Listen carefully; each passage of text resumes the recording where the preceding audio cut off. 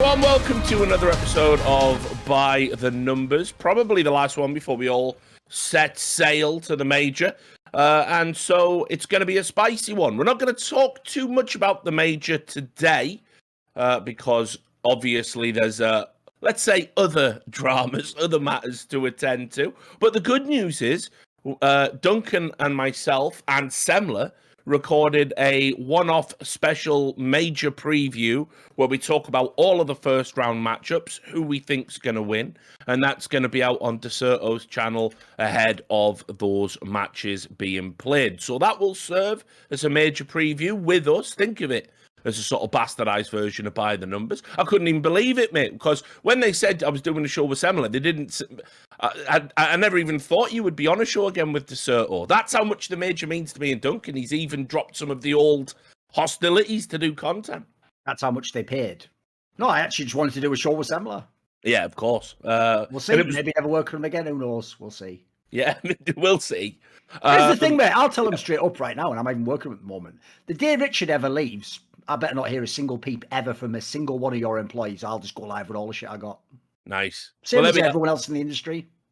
I like it. It's good to know I'm looked after with my human dead man strive. No, the thing is, there are certain people, Semler's a good example of it as well. There's a certain group of people where sometimes I'll overlook things. Like, I'll give you an example. When I used to fuck with Kelsey Moser, I would still retweet her articles, even when it was for scumbag fucking sites that I think are terrible and I hate the editors of. Because in that scenario, the person who I am helping outweighs helping out the shitter organisation. So there are certain people who I have in that select category.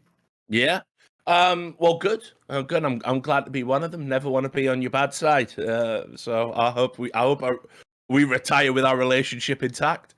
One of the few bridges still upright. So yeah, look. First things, sponsors, of course. I'm going to give a shout out to Steel Series. I don't even know where we're at in terms of whether or not they've re-upped. I haven't had time to talk to anybody about it yet, so they probably do sponsor the show, but, you know, if they don't, whatever, they're still fucking great.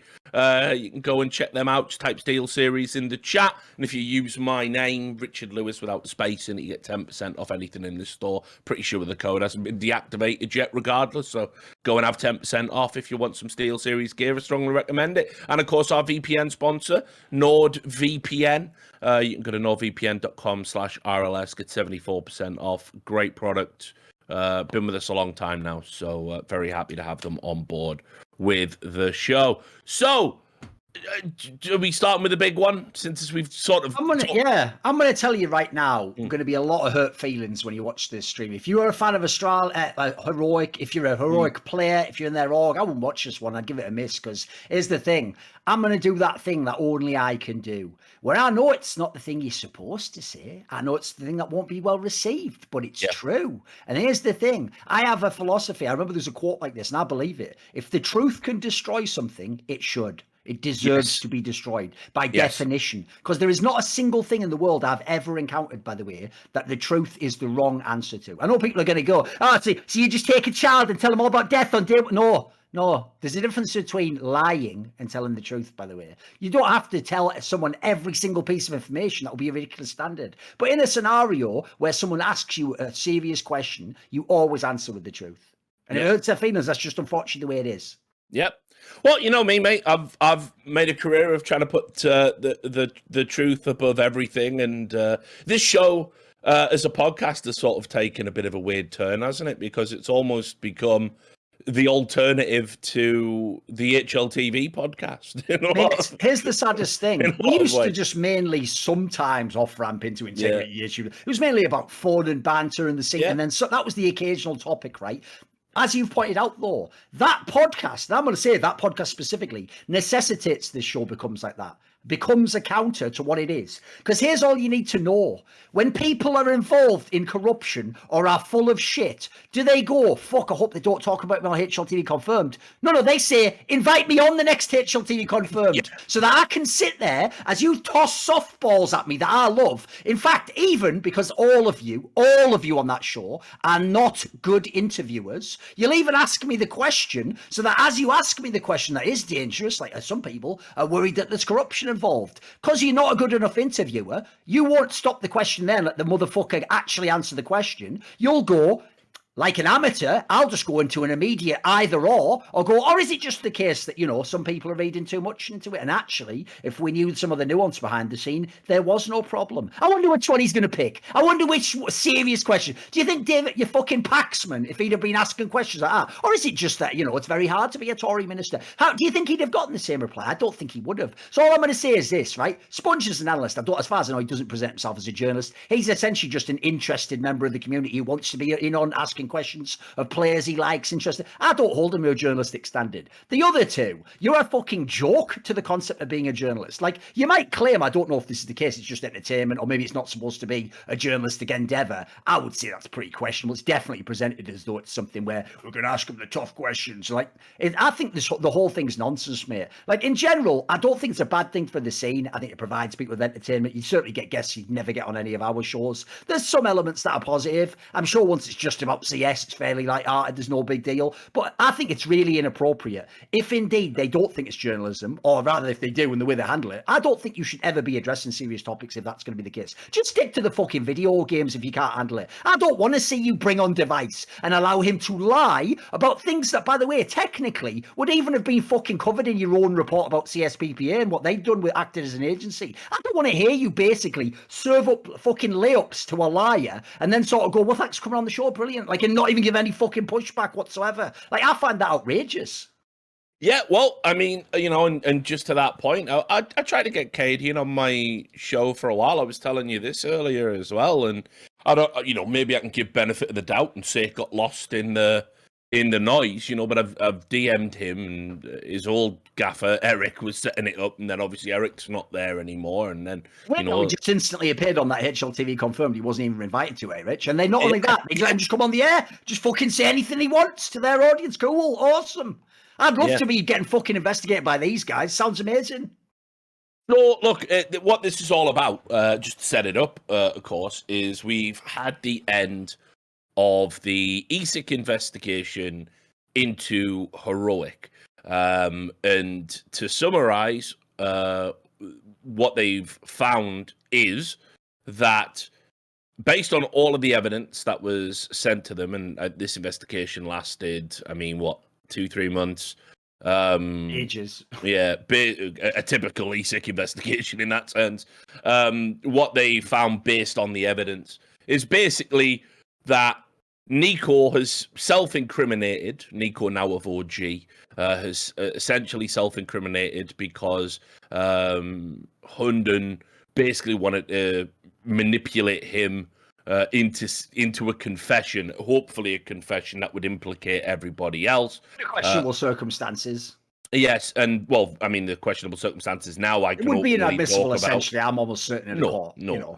Because for those that didn't read the report, Nico has Asperger's and ADHD, which is something that I was trying to tentatively tiptoe around without giving any specific medical diagnosis. You did the right thing, mate. I mean, you sold the thread, I've no doubt. I've had to have this my entire fucking professional career from people in the industry who actually are supposed to be my colleagues and peers, where what they do is this, Richard, they go, but I have Asperger's, or my cousin does, and he would never just have to tell the truth. And that's really used, by the way, as some sort of like hard evidence that you're a liar. Like in that scenario, who the fuck wants to have to justify their own fucking experience in life? Yeah, well, this is what I mean as well. It's like, there's a stupefying level of ignorance there. And, it's kind of like, for example, there's language that, around cancer that sort of inadvertently is combative and offensive without people thinking about it. We say, he's going to fight it and he's going to beat it. Classic one. Yeah, which of course implies that the people who were dead just didn't want to live hard enough, And so, you're absolutely right. I know tons of people anecdotally say, I know someone with Asperger's and they're fine. They're not even an arsehole. And it's like, for fuck's sake, it's a spectrum. Exactly. It's not binary. It's a spectrum. And not only that, it totally, based on different life experiences and perhaps other issues, it can interface with other developmental illnesses in different ways as well. Like having ADHD and Asperger's is going to be a unique experience to someone who has Asperger's but doesn't have ADHD. And, I can speak, I won't say with authority, but as I've said many times, I worked in a school with children that had issues like this. And so I've seen it up front, and I know that some children were really affected, and some, you wouldn't have even suspected it. And it's ridiculous to see people make these broad proclamations about what Nico can and can't do, what the ethical implications are. The bottom line is, even if we look at it on just a technical level, you are going to have problems with memory recall, and you are going to have problems with social understanding that would make it so you would have a self-preservation instinct. This is a classic Asperger's trait, the sort of honesty of it all. You ask the question, you answer it honestly because you're not aware of the social subtext in some cases. That's one of the, classic hallmarks of it. And so obviously it's really sinister that Hunden, his coach, knowing this, not only tried to get him to do it in DMs, but a year later tried to get him on a recording. This is how you know you're dealing with a real piece of work. I've said, this is almost like psychopathy levels of fucking outrageousness from Hunden. It's really bad. But anyway, I said it on Twitter. I wasn't joking. It actually seems like the guy might be some sort of sociopath, because the way he's behaving suggests a level of detachment from people who, in theory, he had intimate, close personal relationships with. Remember, the players aren't the ones that are kicking him out the organ. So, the idea that he just doesn't seem to have any shame or guilt about that is crazy to me. So here's the thing, though. I do think that precedent, which I think you did a great job on the Four Horsemen show outlining, that Hunden's a massive piece of shit beyond what we knew, and Nico, in this circumstances, if you know the background, it's not as simple as just looking at what he said. There is a context to it that you cannot understand without those key.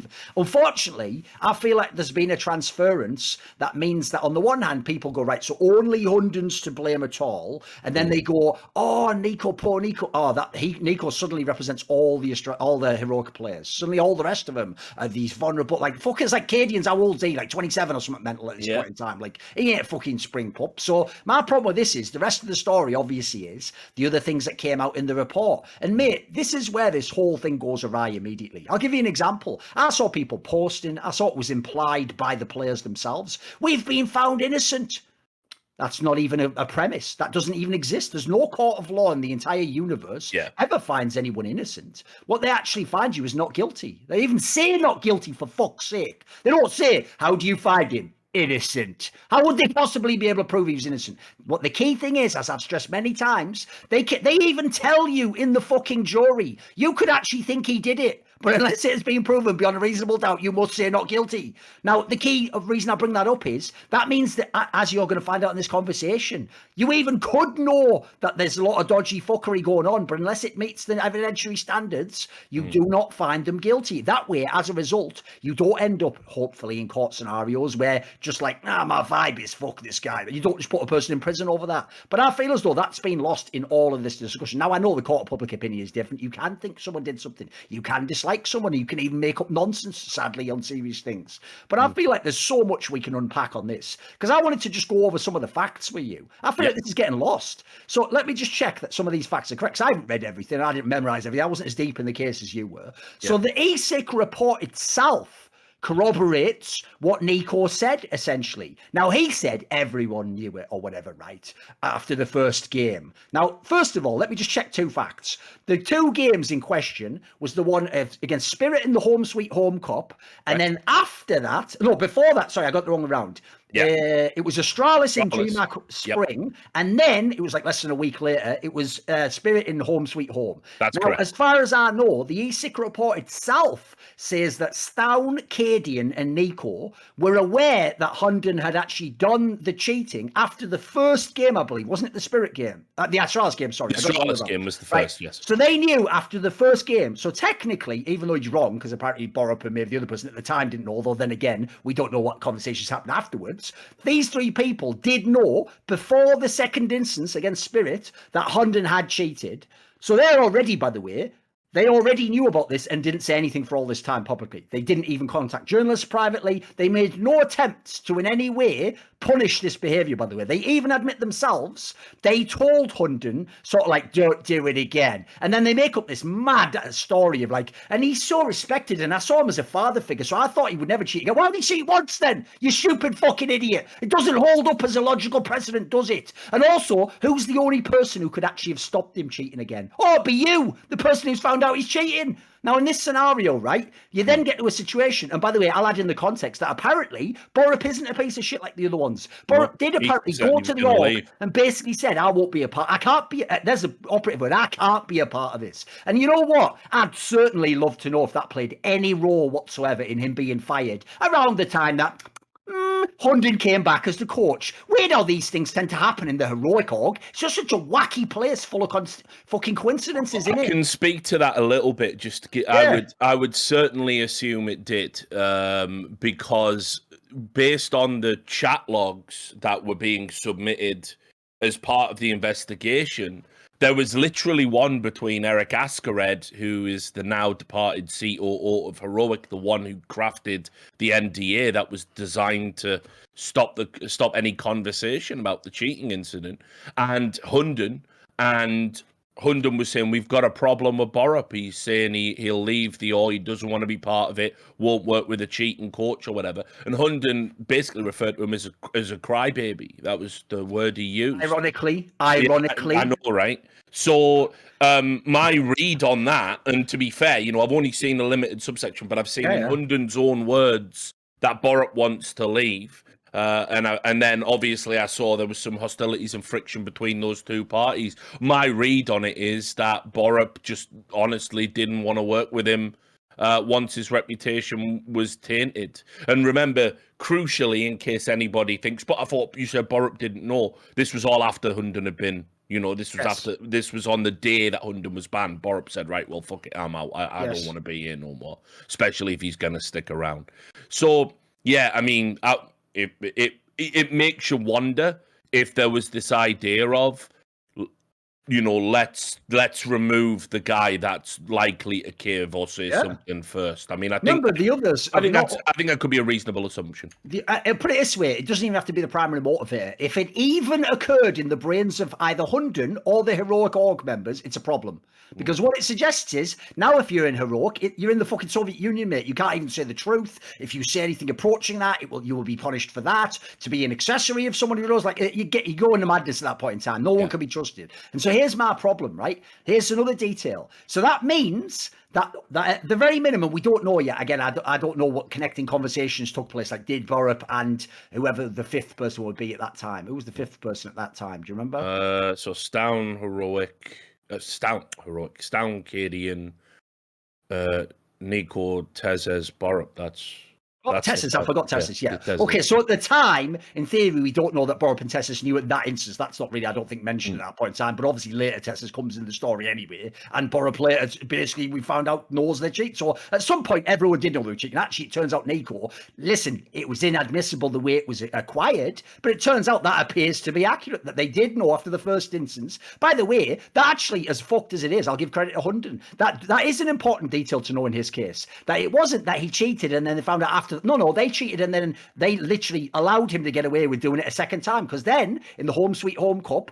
a week later they go against Spirit, by the way, not even a big fucking org, not people probably even on the money you guys are on, and they cheat against these guys, or Hunden does rather. Now they're going to claim, I couldn't know he was cheating and all this. Like, here's my problem with that. It's like, why is everyone sailing past the idea it's cool to know that someone cheated and then go, just don't do it again? What the fuck standard is that? Like, as far as I'm concerned, that means if they ever cheat again, you are in some level an accessory to it.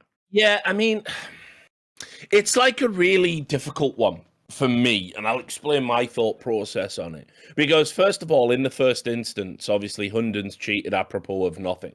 The reality is that there was a bug going around, coaches were sharing it. Definitely some players knew. Some players were the vector to even telling some of the coaches in some of the other Could teams. believe that. Yeah, well, I mean, I've got it on very good authority. And so what ends up happening is Hunden is aware of the bug, decides to use it against Astralis. Don't know why. Find it strange it was Astralis out of nowhere. He decided to use it against, considering he must have known about the bug going into that tournament at least. Didn't use it in any other game, just that one. Which, when you think about how Astralis had all that moral grandstanding in public and then offered him a job, I guess we just never get to the bottom of Astralis' involvement. No, of course not. But it is all very suspicious, isn't it? that, you know, he's a former pro Convenient, player. isn't it? The idea that he essentially has helped destroy Heroic, and he did it against their perfect person. I know. They Yeah. keep popping up in the story, don't they? Yeah, no, but here's the thing as well. It's why I get a little bit frustrated at like why this, as I was saying before we went live, you know, why this is the conspiracy everyone wants to crawl out the woodwork for, and we're all trying to link all these pieces. It's like everyone's been asleep at the wheel for every other fucking conspiracy, including multiple ones that involve Astralis and other fan favorites, the Nip money from back in the day, Weezer. You know, everyone, no one's giving a fuck. But now it's like we're all out for blood on Heroic. But let me just give you my thought process as to why I don't think you can really call it complicity. Because, first of all, Hunden did it apropos of nothing. We'll never know why. We'll never know his motivations for doing it, right? I've got my suspicions, but that's all they can be, so it's not even worth entertaining publicly. So, he cheats. They don't know about it either before or during, and then he says to them after, and then not even Hunden, by the way. Nico says, I think Hunden was using the bug. And they say he was on the call as well or something. Yeah, and Hunden was there. And they go, what? Were you cheating? Were you using a bug? And Hunden goes, was I? Like, trying to, like, play it down. And Nico's going, he definitely was. Think about some of the calls he made. And so those guys turn around and go, listen, if you were using the bug, don't ever fucking use it again. Don't ever cheat again. Like, we can't, and it's bullshit. Don't do that. Now, if it ends there, there's no way you can say they're complicit for me. Because if we... it didn't. Yes. I know, and then we get to the next instance. Now again, before that, wait 1 second. Yeah. Just what if? Let's say it had just ended there, right? Which is what they originally, essentially, that was Plan A. Plan A was Plan A, yeah. Let's tell him not to do it again, and he won't do it again. Listen, we would never have found out about it. Well, the Sunday came out after the fact anyway. But doesn't that sit wrong with you? That 3 people out of 5 go, you can cheat once. What's one cheat? Okay, but so let me also give you another example of what was the name of that motherfucker? Not Cayley, the other French cheater. Was it SF? Yes. Right. So when he went and had a fucking monster tournament, like there was some insane tournament he had. His teammates were told like he must be on the gear. Right. And so they like said, "Are you on the gear?" And he's like, "Oh no, just a good tournament, just this and that." I think if you go, honestly, I think if you go back in time for all the jerking off that was going on about the Flusher clips, SF and Cayley were fucking blitz. I mean, absolutely blatant. And so, you know, I remember you, for example, making a very passionate argument about the Titan guy saying they couldn't possibly have known. All of this hinges on what do we consider to be knowing. Because if Hunden, who was a lying, cheating, sleazy piece of shit, is going, I did or did I? And you just go, listen, if you did, don't do it. I don't consider that knowledge. I consider that reasonable suspicion. I consider put yourself on high alert, watch what this cunt's doing, don't trust this cunt. But is it knowledge? Because let's say, for example, they go to ESIC immediately, which is somehow now the expectation that we're all putting on players, which... You know, within the context of 37 coaches being banned, we all have to assume that only Heroic knew anything, I guess. So let's say Heroic go to ESIC and say, Hunden said he cheated, and we think maybe he did, but we can't be sure. And then ESIC go, right, we've reviewed his demos, he did cheat in that game. Would we still be making the argument about complicity? Like, you know, well, no. So they definitely... I know they benefited from the use. Well, they even lost the game, which is even the crazier thing. It just makes it so hard for me mentally to say guilt. Now, with the second instance occurring, at that point, I think, yes, you should probably be opening up an investigation into why they didn't say anything. But I still There's even an aspect I feel is lost, which is people know that the facts are he did it in 2 games. They couldn't know that. They hadn't reviewed all the demos. Richard, if I find out a guy cheated once, I'm a little bit more cynical than other people. I'll go, well, this is just the time I caught him. Did he do it more times? If I find out he did it twice, Richard, I might just assume he did it 50 times, mate. I have to at that point in time. I can't trust him anymore. But we've gone through all the demos, so we know. No, but they hadn't. In that moment, they were cool. Just 2 times or whatever. And this is another issue, right? So again, I'm going generally chronological order here, right? So then later, What do you remember roughly what time in the year it was that the NDA was signed, or when it was like brought about by Heroic? What time of the year are we talking? I had the exact date. I can get it I'm for guessing you. like autumn or something. When are we roughly talking? Let me just. I'll give you. I'll literally Right. give you the Be good to exact know date. roughly the date, though. I'm guessing it's like a few months later, maybe towards the end of the last year. So let me just get this day. Right. Yes, October 19th. There we go. Which makes about sense if you think about when all that drama was going on. It was the day after. Uh. Oh no! Shit, that's the wrong one. That's a different day. It was the day after they banned Hunden. It literally was the day after. Right, so let me just check a second. So remember, I'm not trying to do this, but we're doing the fucking Anubis. August 31st it was. We're doing the moral way 2020. up. We're trying to figure out what's going on and who's guilty and what's, how bad was it. So here's the next question. You know from a conversation, potentially this guy cheated. Then on another occasion, you've now found out he's cheated at least twice. And on top of that, your orgs come to you and said you have to sign a non-disclosure agreement about all the cheating. How in good faith do you ever sign that agreement? Well, they didn't. They rejected signing the agreement. And they rejected signing the agreement. I mean, look, I don't know if you can ascribe any sort of noble component to it. They didn't sign the agreement, as far as I could tell, because it would mean if, let's say, Hunden broke rank, for example, as we saw he did, they would be contractually obliged. They would be they couldn't even respond in their defense. It seemed that was way more important to them, having the future potential to defend themselves rather than sort of like all trusting each other and sealing it off. Because honestly, and this is another reason why I'm inclined to lean more towards believing the players. If you want the problem to go away, you all make nice and you all sign the NDA and you just swallow the bile and poison for a year, and then Hunter moves to Astralis and we all just get on with it. None of as a general trend, I'd agree. But here's the issue. Next step is now you have to morally leave Heroic the org. You now know the org covers up cheating. The org has A, accepted cheating, B, will not be removing the individual from his job. They've in fact guaranteed he's going to get it back. And then 3, they want to cover the cheating up. Yeah. They want to make ESIC, listen, unless ESIC can catch us, you guys don't say anything. You let him cheat, he gets away with the cheating, and we all collectively now, by the way, essentially, even without signing that agreement, agree going forwards, we're all in it together, thick as thieves now, boys. No, so how many get-outs do they need, Richard? How many fucking parachutes do they need before they take it? So here's my read on what I think happened, right? And based on, I've seen all DMs, listened to recordings, seen all the evidence. And remember, my stance, and it remains my stance, and people have said, surely you're taking this back. Now, there is no hard evidence. To call the case thin... Any hard evidence. If you know what evidence standards are, there isn't any. Right. Of course not. Right? And keep in mind, we only even know this conversation took place, not because it was recorded. There is no recording of this conversation. Yes. We only know because Nico said, I told them about it on Teams.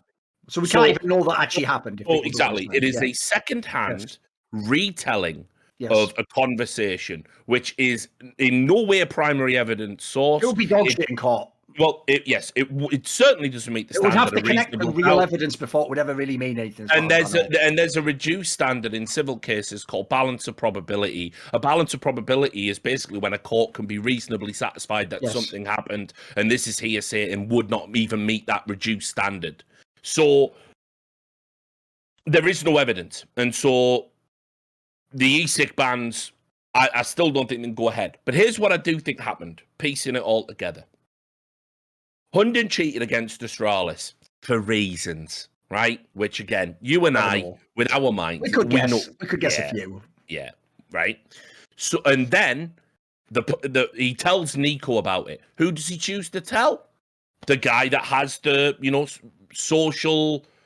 the lack of social wherewithal to maybe even keep a secret. He tells the other players, like Hunden's just messaged me this. Hunden on TeamSpeak. Didn't I? Those guys go, don't ever do it again. And he goes, right, I fucking got you now. Now, it's interesting because fast forward 5 days when he cheats again, right? He doesn't ask Stown or Cadian or Nico, any of the players in his mind he's implicated to boost him. crazy. He goes after Tezes. Right. I've got an issue on that question as well. So here's a problem. Yeah. Right. Okay. I made the case myself to Monty because I still believe it. In this case, apparently, based on what they're saying privately and admitting publicly, it doesn't seem likely. But I did have to make the point to Monty because Monty isn't a CSGO veteran. He hasn't ever played in like a professional team. He doesn't know. He just knows like the outside of it, and he knows a bit about esports. So he naively thought that like essentially the coach would just be like wall hacking, like right, the three coming along, oh fuck, he's gonna throw a flash, and he thought like, well, there's no way you can't not know. And I said like, Monty, if this guy's smart, let's be real, that guy was actually a very good in-game leader. You could just use already your good ability to read the game and just make it 1% better. Like if you're actually, I used to say this about wall hackers. It's why I have so little respect for what I think Flusher did, because you fucking just locked on them, you cunt. You didn't even just use it to drag. At least the other guy, who's a very famous guy who won majors, just dragged on them. You mad fucking cunt. Yeah, that's right. I'm not revealing that one yet. But at least he just used it as a radar and then was brilliant at winning clutches as well. You think I've given it away? I haven't. I know what I'm doing, right? So in that scenario, right, that's what people think that he was doing. You wouldn't really. I always even said, even wall hackers who do that are morons. What you do is you're a really good player anyway. You either use it once a game or you use it just to sort of give a little hint. You're so good that little hint makes you unstoppable. You're already good. You're not a shit player. This is the problem with cheating. Shit players use cheats blatantly, so that's what people think cheating is. Cheating isn't that. You'll find at the sports level, all cheating is incredibly nuanced. People don't even know this. Bill Belichick, the coach of the Patriots, who did cheat multiple times, even just cheated technically. Like, you actually are allowed to, in some ways, film shit, just not from like an elevated height or whatever he did. So like, again, he just pushed the sort of like the terminology of it around, like, oh, God, it wasn't that high. You know, you cannot make all these arguments. So I would bring it back to basically, fuck, where was I going with that? Let me think, what was the answer? It was about Tessus. There we go. Tessus boost, yeah. If I just hear Tessus boosted him, and then now Hundon's claiming he knew what he was doing and he's helped him do the coach book. And then Hundon obviously made that ludicrous claim of like, I've got the server logs. As all the server logs says like, Tessus boosts Hundon up to this exact spot. And then in teams say like, this is where I will cheat from, my young poet. No, he hasn't did any of that, right? So the problem is, without seeing it, I even would have thought, look, especially an in-game leader who was tactical, they might bring any number of players into a server and dry run a flashbang, dry run a boost. Maybe in this case, you even tell Tessus, I want you to be the guy who boosts him. It's a bit of a tricky one, you know. I can't tunnel the other one, so you're going to boost him here, and Stown's going to sit here, right? The problem with that, Richard, is, have you seen the spot where the cheating takes place from? Yeah. It's basically like a cypher cam. He's just above fucking catwalk on Dusty. Yeah. Who the fuck would ever boost there? No one would ever boost there. No, but here's the other thing. So I'm supposed to believe Hundon, right, who knows about the bug, right, doesn't know he can get into that position without being boosted, because he can. So the question becomes, why implicate somebody else?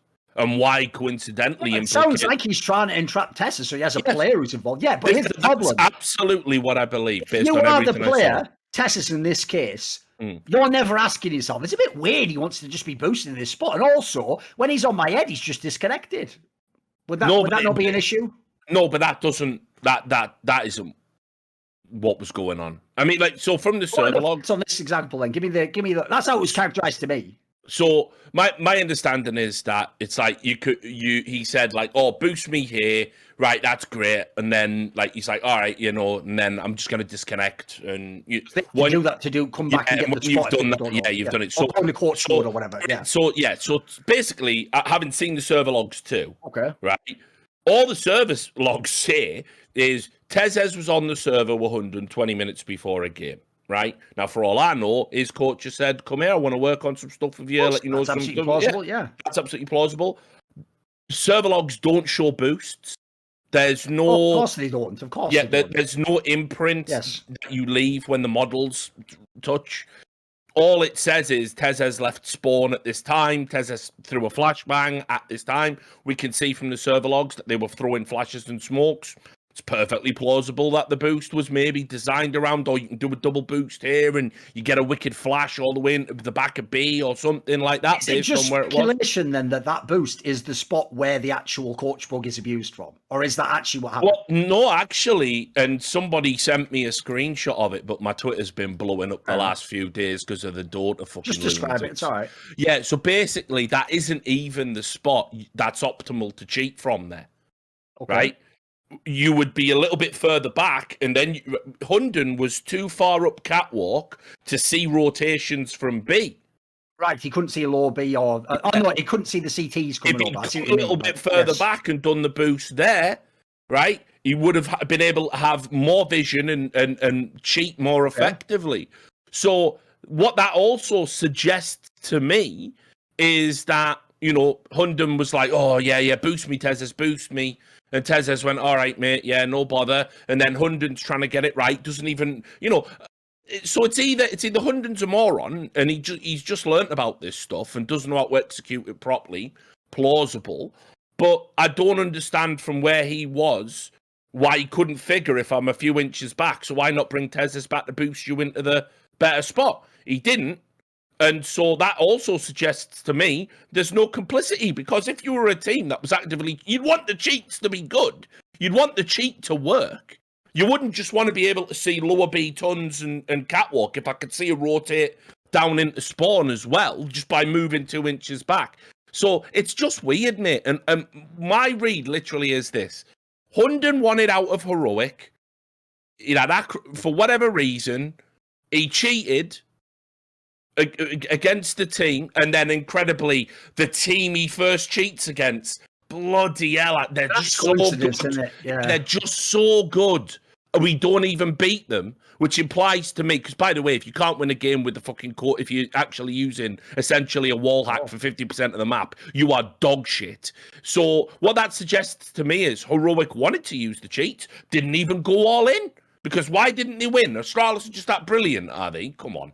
And then he spent the next time he decides to cheat, he doesn't tell anyone that he's doing it. He brings Tezes in the server by himself. Tezes, the guy who wasn't in on the TeamSpeak call, had no idea about it, and then he's incriminated 4 individual people here. He incriminated Nico with the Steam messages, the other 2 with a TeamSpeak call, and Tezes with the boost. Nah, this is too precise. This is bollocks. This isn't a team effort, mate. My read on it is Hunden, for whatever fucking reason, wanted to get his... And obviously, we know Borup was a fucking no-no. We weren't even going to fucking try that. Oh, by the way, I'm not in any way implying they were all in on it. It was what I'm implying is, as far as I can tell, people who now claim they have been found innocent, A, factually are not innocent. Yeah, and that's true. And B, ignored many chances to get out and not further implicate themselves. Have you ever heard that legendary quote? It's about like Edmund Burke or something, like all it takes for evil to prosper in the world is for good men to do nothing. Yep. This is the fucking definition. Like, Hunden could have done some of this stuff, but I'll tell you what, already the heroic org would have to think, is it worth losing all of our lineup to keep this fucking coach who is already cheating? You know what I mean? Like, there's ways you could have pressure on these guys. There's ways, as I said before, here's another thing I find unforgivable. I don't ever want to hear as though it's a binary. All you can do, Richard, is you can either say totally publicly that the guy did it, or you can privately say nothing. Right? No. You could contact Richard. You could go. His DMs are always open, by the way. You could send him a message. You could even do it, by the way, make a burner account and just send him an anonymous message. I can't say who this is, but I'm a source close to Heroic, and I'm just going to say, if you investigate these couple of games, there's suspicious activity from the coach. You know what I mean? There's a million ways you can do this. It's done all the time in industries across the world. It's one of the reasons why I actually will just say it this way. It's not always the public whistleblower who is the hero. Sometimes, by the way, they even turn out to be intelligence agency assets for their own agenda. It's actually the hero, by the way, is the guy who maybe he can't get out of it. Maybe in this certain scenarios in other industries, you will die if you do this. But he finds a way to get the info to a journalist who can start to unravel it. And maybe at the end, because that's another thing. Richard can tell you this. You can't do all this from people who have already left. You can't do it all from people who are the good guys. You need some of the people in these orgs to have the intimate access, the details, to still be able to even update you on things. You need moles inside the orgs. That's actually a vital part of what we do whenever you're exposing corruption. So that I can't abide the idea some of the mouthiest cunts of all time, like Cadian, they just publicly comment on everyone else's shit and all the stuff that they're into and make comments about what they think the industry should be like, and maybe ESL and Flashpoint shouldn't fight with each other. They're all over the fucking place with everyone else's dirt. But they can't even secretly send you a message and just go, look, there's something fucked up going on, Rich. I can't say anything. You know, mine's attacked. They can't even do that. They didn't know who Rich Richard, I think they wanted this to all go away, for Hunden to be found guilty, Hunden to be the sacrificial lamb. He did do the crime, but they would never ever be caught for their part in it in any way, even knowing it, and they would all cruise off. And the worst thing is, the way that they've now done this after the investigation's finished, is they wanted to pile on Richard. They wanted to make an emphasis that we had nothing to do with any of it. It was all this one guy. It wasn't all this one guy because you were involved with it. You knew about it. You had multiple chances to stop it. And then here's another thing I find fucking gross. If I'm coming out, Richard, and essentially admitting I had a small part to play in allowing corruption to continue within a company I worked with, directly with my knowledge, or maybe indirectly in the sense you're saying, like maybe I have to guess in it, right? It's likely it's going on. And certainly once ESIC gets involved, I know it's fairly certain it did happen. When this happens, right, if I'm doing all that, I tell you my number one rule going into this video, this public message I'm putting out there, I'm going to keep this very professional. I'm going to apologize. I'm going to say, I'm glad I've been found not guilty. I tell you one thing I'll never do, just go, I'm going for them all. I'm going to get all the marbles, right? Turn on the waterworks. Because here's the problem I have, right? How fucking dare you cry on camera about how you aren't allowed to celebrate winning ESL Cologne 2 months after you allowed your coach to cheat against someone else. By the way, for all you know, the guy in that team, it didn't happen, but for all you know, that guy gets cut after that game where you've cheated against him. Maybe even plays like shit. Imagine being the IGL, by the way, that makes a couple of key calls in the game and you fuck him up because the other guy's hacking and can just see where you're going. And you look like a dickhead and your team loses faith in you. You're fired. You're out of a gig. They spread the word around. This guy doesn't know fucking anything about the game. He got completely red when we played against Heroic. That guy's just a fucking boomer who's their coach. Imagine this world. Imagine the impact you had on those people. Were there any tears for those people, Richard? There wasn't a fucking one in the entire place. Was there any consideration of their fellow professionals and all the other people? Like I said, Hunden could have done it against before the investigate. Nah, not a single one. But I tell you what, when they get in trouble, when they get public pressure, and then now that they know they're safe and clear, it's all about them. It's narcissism. Yeah, and look, while I'm probably gonna find myself more of an advocate for Heroic and those players in this, than a lot of people in the scene, just in the sense that, from me, I'm thinking from an entire process standpoint. I never called them innocent in my report, by the way, because there's so much little circumstantial evidence and hints. We'll never know if they were guilty or innocent. That's the whole premise of the fact there's evidence. Well, yeah, there was stuff there that essentially suggested that they might have found out before Hunden was banned. Now, where along the line it was, we'll never know. Hunden had a year to try and trick every motherfucker into confessing and couldn't even get that right. Which also, for me, just another reason you can't that. It suggests that maybe Hunden's told some porkies about how involved the players were. But what I will say is that the PR, this stupid fucking PR. It may as well have the music behind it, Rich. No, it's pathetic. Look. The reality is, right, when players, right, or let's say, for example, John Jones has passed the piss test for the first fucking time. I don't want a media tour about going on, me and my urine. I always believed in my piss. I don't need that. What I need you time is it? Read the room. You know what I mean? What I need you to do is fucking have the PR sensibilities to understand that. First of all, just don't talk about this anymore. Yes. Right? Let's just put it to bed. Silence. Yeah, it's not a fucking. It's not a good story for CS in general. Your need for confession and fucking, absolution in the court of public opinion does not supersede the health of the scene. So Hunden's been punished. You guys have been deemed not punishable. Let's all leave it there. Coming out and saying our story. Listen, I understand it's difficult to have people say things about you that aren't true. I understand how difficult it is when you have literally got thousands, tens of thousands, maybe even hundreds of thousands of people baying for your blood every time you do your job. That describes my 16 years in esports. I get it. But you're not going to see me doing fucking PR tours I'm just so glad that this report turned out not to be lies. None of them are lies. The people who say the lies are dickheads. You just got to get on with it. Unfortunately, to seem populated almost exclusively by dickheads. It's run for dickheads. It's sponsored by mostly dickheads, except our sponsors. It's a joke of a business. And all you can do is try and craft it into something better, which is what I've been trying to do, right? This doesn't fucking help anybody. So I don't know why you do it. But they had to do it. They had to have their moment. So I agree. Absolute narcissism. Whoever came up with this idea, and by the way, it looks like it was someone in the organisation. These new owners, you're meant to be savvy and clever people. Let me tell you, because it links to the next part. I'll tell you why I think they wanted to go on this positive tour to get like clemency, right? Well, or whatever, yeah. Well, it's because, and as I reported like 3-4 weeks ago, they were going in for the Louvre teams. They didn't want a backlash of people like, wow, you just invited cheaters or whatever. Well, so look, let me talk a little bit about that. And so, when you join the ESL Louvre teams, and they're called the Louvre teams, you know, the Louvre agreement, because fucking ESL like to talk like the fucking UEFA or whatever. The reality is, you have to appease the other teams that are already in. So not just ESL's decision.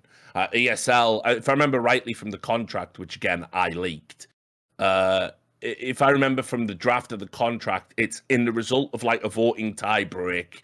ESL has it breaks any tie breakers with its vote essentially. So ESL is the deciding member. So they have to convince other teams that we're completely clean. You know, we're not a bunch of cheaters. The Red Bull sponsorship was in the pipeline. You know, there was a lot going on. Eric had to go.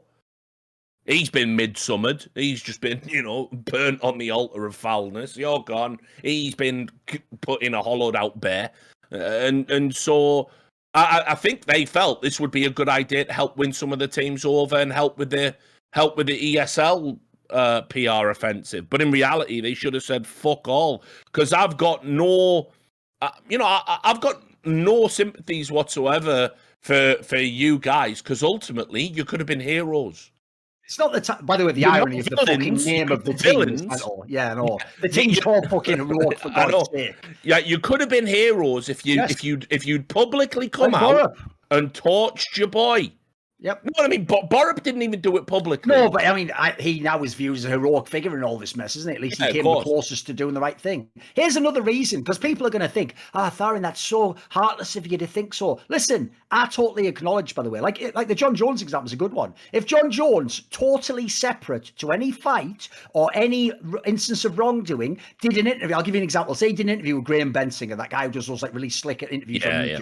If he did an interview with him and Graham Bensinger goes, and John, even though you obviously did do a lot of the things that you were punished for, I'm sure it took an emotional toll on you. I'm sure all the hate from fans got to you at times. If he then started breaking down and crying, I'd go, this is the appropriate moment to do it. He hasn't made it about himself. Someone specifically asked about him. Also, now we get to find out he's still a human as well. He still has feelings. Here's my problem. I know too much about media to get tricked the way that other people do. That video is full of fucking cuts. And the way those cuts are done, Richard, tells me two things. One, if you didn't want it to be about making it about yourselves, you just cut it and go, look, do you want 10 minutes? Should we get you a tissue? Tell you what, let's just talk about something else for a while. Yeah. And we'll circle back to that topic.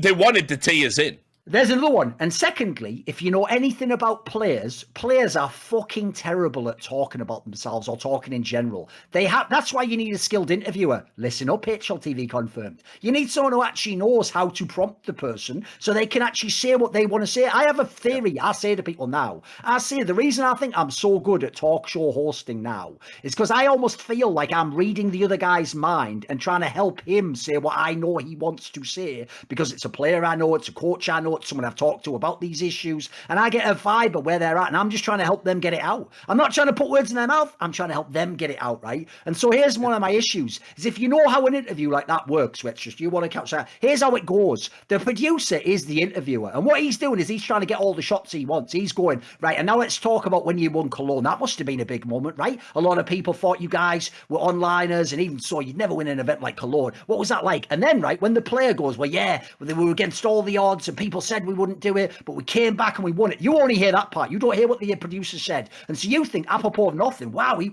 really was a big moment winning Claude. So similarly, right, if I had to guess, this is a cynical take, I can't know this, but I'll guess. What I think happened is, there's a guy, because there's two people, here's the other thing, Richard. They're separately in rooms without the others there, and they're each taking turns to break down crying. That sounds like some fucking cynical producer guy goes, and I imagine probably took a lot of strain on you emotionally. All the hate from fans, people saying that your accomplishments didn't matter because you cheaters. Oh, did that get to you? I mean, Cadian, you've been in the scene a long time. You haven't won big tournaments like that. What you do is you just keep prodding, and then you go, roll the camera, get the shot. Like some fucking perverted gonzo cunt filming a snuff film. Like, this is mental. Like, not obviously pun, we're talking to Richard on that one. You don't even know the references, but no, mate, I got like a really sleazy vibe from this. And my problem is, I've been assured over and over, heroic org is different. It was that what Dennis Hopper did to Peter Fonda, wasn't it? Yeah. You remember for Easy Rider, just so people know, the anecdote was he needed a scene where Peter Fonda was having a bad trip on acid. So he just literally fed him acid, took him to a graveyard and said, do you miss your mother? His mother had passed away like not that long ago. And he's like, you miss your mother? You miss your mother? And like, just kept bringing that up. And so what you see is a man having a full drug-induced mental breakdown, crying, and he just used it in the movie. You know, why not? So yeah, look, I agree. You know, if you're a good interviewer, you do know what buttons to push. And also, I do believe the players have had some pent-up frustrations. And I do believe it's been difficult for them. Absolutely. But equally, like I say, it's very hard to sympathise about your feelings when, in reality, this could have all been nipped in the bud. Yes, many times over. Yeah, exactly. You were the masters of your own destiny on that one. So let's get to, well, I mean, first of all, though, let's just get to the final aspect of the conspiracy. And then I'm going to go over my views about what I consider to be some pretty irresponsible and inaccurate tweets. And remember, I do consider accuracy to be paramount. Now, I've got no, I'll just put a caveat here. I have nothing against any of these people whose tweets I'm going to call out, and call out is just like, I don't know, it's a loose, woolly term that we use on the internet. I'm not really calling these people out. They can say what the fuck they want on their platforms. Yeah, but I'm just going to say, because we all exist in the same ecosystem, I'm going to take a look at these and give my own opinions. Also, I have nothing against any of these people, despite the fact that I'm sure one person I'll talk about, you're going to go, oh, you used to spar with him all the time. I'm too old for that nonsense now, right? Like, I can't be bothered with it. All of the old HLTV Cadred beef just is absolutely meaningless to me. So, mate, I'll just say this now. One of the things I think me and you have actually mastered in this space is being able to address points that sometimes even people we like have done. Like when I referenced earlier Sponge, and I always do my best to take him out of most of the stuff to do HLTV confirmed. I called him out that time. He basically attempted to put words into Blade's mouth to say that anyone suggesting Akuma cheated were just salty. Like, I'm sorry, Sponge. Like, in that scenario, mate, I have to say, I don't dislike you. I take your point, though, and your point is utterly fucking stupid. It is that you haven't thought it through at all, and even worse, you are actually attempting to sort of manipulate evidence, or testimony rather, that you have no business prodding on at all. You just let that man speak, and then you can say afterwards, I think it was just something like, in that scenario, you crossed the line, mate. Like, you're not here to craft your interview how you want it to be. So, like, I do think generally you should just attack the point and not the person. So I think it's perfectly legitimate to call them out. We do it to each other. Yeah, exactly. And you know what we said when we were recording our preview earlier, that I felt we were going to be on different sides on a couple of these points. Absolutely. So this tweet, if you can bring it up, Sam, is by Lurpis. And again, Tommy is a guy that I respect. I think he totally understands the business side of esports on a level few people do. He's got tenure in the scene. Used to be a competitor. He's been a journalist, although not a journalist in a sense. Yeah, exactly. More of a columnist and a features writer. But one thing he's definitely lent into on a few occasions is he's definitely not above hammering a point that may not really be a point on a sizable platform. And, you know, where I think where me and him had an initial falling out was every time NIP won a tournament, he would find a way to basically say they should drop Fifth Lara and hire my mate Alu, to the point where it drove Fifth Lara. It was really, now, again, Tommy was a writer at the time. You could say whatever the fuck you want, but it did feel it did feel disingenuous that every time there was a statistical analysis, he would crowbar in a paragraph about why Fifth Lauren was shit and secretly the worst player at a tournament. Now, look, we all did fucking mental shit back in the day. We all wrote articles that we knew probably like, well, it's my opinion. I'll get that cunt again. I'm sure we've all lapsed into that in an opinion piece. Why Reggie is a cunt. You know, I'm sure we've all done it, right? We all know we've done it. So whatever. So I don't hold any beef about that. We've actually helped enrich the space, even if we were being arseholes as we did it, right? But this is too much for me, and I'll explain why. This is the tweet where he says, it could have been a real shame if Heroic's players were banned by ESIC for covering up cheating right when Heroic was going to pay ESL, who list ESIC on their website under portfolio, something in the neighborhood of 7 million in cash. I think actually it's closer to 10 million Heroic were paying to sign up.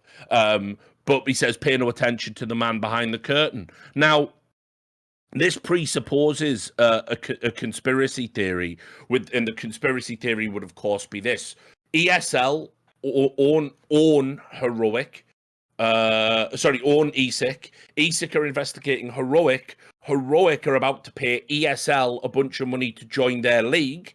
And obviously, if they don't have a team because their players are banned, it might diminish their interest in joining the league. Not only that, at the moment they sign an agreement with ESL, they would be a partnered team. They would be a business partner of ESL. And obviously, as a little inducement, ESL could turn around and say, hey, we'll just tell ESIC to take it easy on your boys. Now, I've called out ESIC in the ESIC ESL connection in the past. 2019, you can go and pull up the tape when Ian Smith did that investigation into NIP. Remember, I'd done a lengthy investigation into NIP. I still got a ton of stuff I never published about that, right? Like, just loads of mental stuff. You know, managers telling players they couldn't have girlfriends and fuck knows what else. In the end, I settled for an interview with Fifth Lauren and hoped to apply some pressure to get my boys their money back. I don't think they got it all. I think they got as much as they could realistically hope for. And just like every other shitty esports org ever in the world, what did they do? They offered up a sacrificial lamb. In this instance, it was Heaton. He had tax problems, and so he needed money. And basically, they were like, look, he's gone. It doesn't matter that Hitcham Shahid's still here. Ignore that. But it's all different management now, and it's all good, and just shut up, and there's some money, and it all goes away. Now, ESIC did an investigation into NIP and was specifically told by ESL through their other vehicle, WESA, the World Esports Association they tried to form, of which NIP were a member. They said, we need this done like in a week. And you are asking, basically opening a cold read into a case that's been going on for years from somebody unfamiliar with the history and indeed unfamiliar with CSGO in general, to go through all of NIP's financial records in a week and find all the evidence of wrongdoing. And that report was a joke. And I've told Ian to his face, I thought it was a joke. I thought it was a whitewash. I thought it was way too soft because I knew stuff. And I'm like, listen, you know, this happened, that part of the report's wrong at least, and you know, whatever. So I've called them out in the past. The problem now is, first of all, a lot has changed since 2019. ESL have actually sort of extricated themselves from even having sort of any day-to-day with ESIC. They've basically ring-fenced it off. I know that operationally. I've worked mad close in terms of having discussions with ESIC on the match fixing stuff. I know the guys at ESIC really well. Anything I hear, any rumour, any cheat that gets sent to me, any allegation of match fixing, I'm signed up to shit all over the world in terms of, like, you know, illegal betting patterns, dodgy betting patterns. I hit them up and say, you on this? Did you get this? Right. Now, at no point in any of the conversations we've had has ESL ever been mentioned. It just isn't mentioned. It's like, yes, what happened was, whether or not it was cynical at its inception, and they were founded in 2015. So if you think about all of that landscape back then, those were the war times. That was when ESL wanted to create a franchise league and control the fucking world. That was what they wanted to do. And you had ESL on one side, and they were like, you know, let's say the evil empire. And you had the fucking alliance of the free folk, the PGLs and the Facets and everyone else who wanted to basically go against ESL. We had the PEA in North America, ESEA got absorbed into these motherfuckers were in the trenches the entire time. And so, yes, do I believe ESIC could have been leveraged then? Possibly. I don't think they can be now. I don't think ESL has anything to do with it. I know from even the match fixing stuff. And so this suggestion that I can see all the conspiracy pieces. It's just I know enough about process and procedure to know the conspiracy hasn't been enacted. So we've got a problem because, and it's this, ESL will never not be the company that started ESIC. They'll never not be the company that have them on a portfolio. So can we ever trust ESIC? And if we can't, we've got real problems. Because if we say, well, every decision ESIC make has to be put through the lens of how does it help ESL, because they were the people who founded it, then nothing ESIC does can ever be trusted. And then we have to declare it a cast off like the CSPPA. And let me tell you, no ESIC. If there was no ESIC, I'd be done like that day with esports. The CSGO and Valorant are a fucking house of cards when it comes to integrity. Not to mention, other games that ESIC don't even have any influence in. League of Legends, we've got Chinese match fixing going on left and right. Dota, fucking ha. Their fans are so fucking twisted on finding out revelations about Chinese Dota. They're now so twisted they think the fucking international was fixed. Right? So that's just copium talking. But if ESIC is destroyed on the basis of its foundation, then this scene's done. We're done. Everyone's going to come out with the woodwork and go, oh, guess them bands don't count then. They're going to be like fucking Ray Lewis. What white suit? And we're all just going to get fucking wrecked again. So I don't know, guys. I can see I know there is no conspiracy here, but I've got to hold myself to my own standards. I've got to say I'm biased, right? So I have to pull myself out of it. Are there the pieces of a conspiracy there? Yeah, absolutely. Is it a conflict of interest? Yeah, of course it is. But what I have to just finally point out, and then you can give me your thoughts, is the only reason anyone is calling this an elaborate conspiracy is because it's ESL, and it's all the people who've got beef with ESL that are pointing this shit out. Of course, that part goes without saying. They have their own biases, and I would hope they're all up front. Like you can see who they're all associated with. Right, here's the problem I have. That story you told there, where effectively ESL was able to pressure ESIC 4 years after ESIC was founded into essentially intentionally rushing through a report they themselves knew they had not given due diligence to, and as a result, ironically, was not something that had integrity associated with it. You stamped your name that you did a report on them, but essentially you didn't. Right? Here's the problem. You're saying, but look at all the good they can do since then, and that was a different time, and I can't. It's the same standard as Hunden. I can't trust you anymore.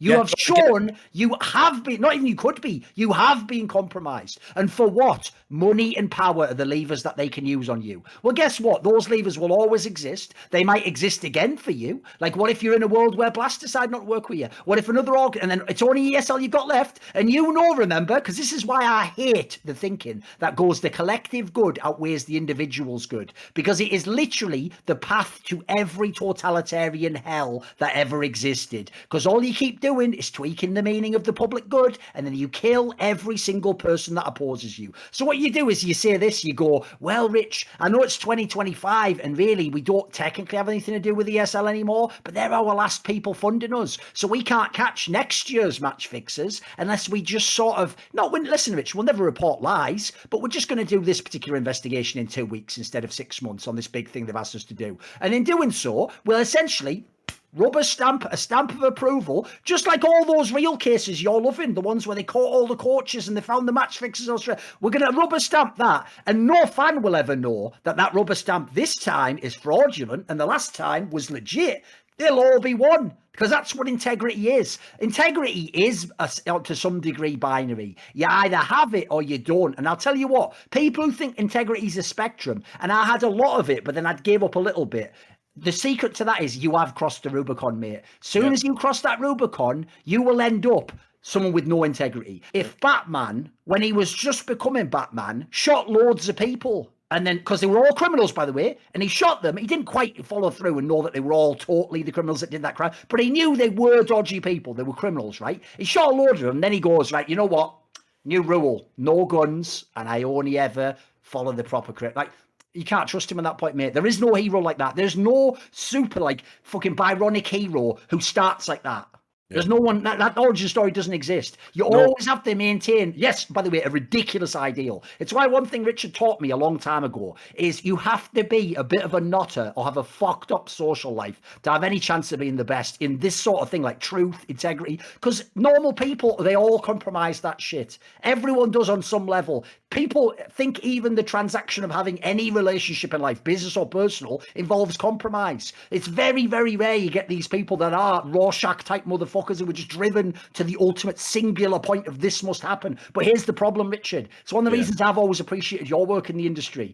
That's the person I need heading ESIC. If it isn't that person, I can't handle it. And I'll tell you right now, I've never spoken to him, but I've watched a lot of his interviews. That Ian Smith guy is one of the most milquetoast motherfuckers I have ever seen in this business. He looks exactly like who I would portray as a fucking caricature of an ESL lackey, of the guy who isn't actually corrupt. He's just bumbling. He just bungles everything. Oh, sorry, guys, 3 months later. Oh, you don't know, guys, it's really hard with only 4 people trying to investigate all them match fixers. Like, mate, this guy is a fucking joke. Like, he doesn't even have the charisma. He doesn't have the game to pull it off. He can't even make me believe he actually really hates corruption. He even sounds, when he's talking about Hunden, like, he's like fucking Ulrich. He's just like, well, actually, Hunden's technically incorrect there by subsection 4B. Like, this is fucking garbage, mate. The only way an organization like that runs is off the passion of the guy who leads it. That's the fucking general. And he has to be like Leonidas in 300, mate. He has to be like, even if we lose all the sponsors, all the funding, we're going to take this corruption down to the ends of the earth. Normally, it should be the other people in the org even going, mate, you've given all your life to this. What's happening with your family life because we're investigating? No, this guy's the guy who's going, oh, I'm sorry, I've got to go for the weekend fishing. Like, it's fucking mental, mate. I know a lot of this is speculation, but I can't handle it. Like, he gives me terrible vibes. Look, so it's like, so I'd never play the game, right? Like you said, because I'm mentally ill in that way. Like, the best way in that sense. Yeah. It's utterly destroyed my life, but it's made me incredibly good at what I do. So, and it's like, if something needs to be said, I don't mind being the lightning rod to say there are, you know, like I say, I've read a number of psychological books about this, and it's in sort of about how people break and they confess and, you know, sure. and apologize. I'm confident you could fucking lash me with an inch of my life. I can't give up that part of myself where it's like, you know, I'm like Picard in that episode of Star Trek with the lights, right? Yes. You know, you've got to. It's truth or it's nothing. But that's a binary that makes sense for what I do. The world that we are trying to expunge corruption from, to even have the authority in the first instance, these people have got to give it to you. That's the paradigm. You've nailed a point, though. There's another point I have. Here's another thing that rubbed me totally wrong. Attention. We are the Esports Integrity Coalition, and we will now be investigating all corrupt. Who the fuck are you?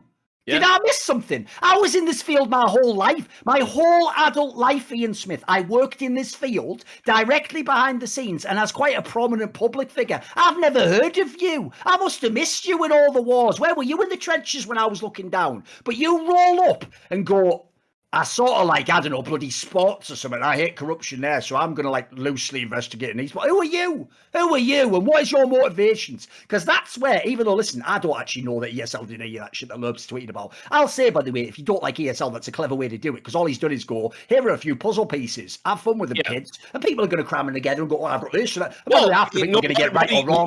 What he's done with that tweet, and this is why I think it's an irresponsible one, is ESIC, as we're discussing now, are always going to have sort of a credibility problem. The number of stakeholders they have to get on board to do their job. You've got to get the developers on board. You know, They don't have to mirror any of the bans.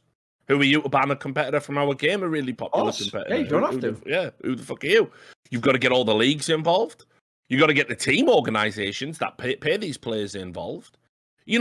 And there are a number of regions that have already pushed back at the supposed institutional power. Let's just say, for example, I don't know, there was some mad false positive. Can you imagine if, like, if ESIC come out and banned a high-profile player? Yeah. And they were like, we can't show you the evidence, but yes.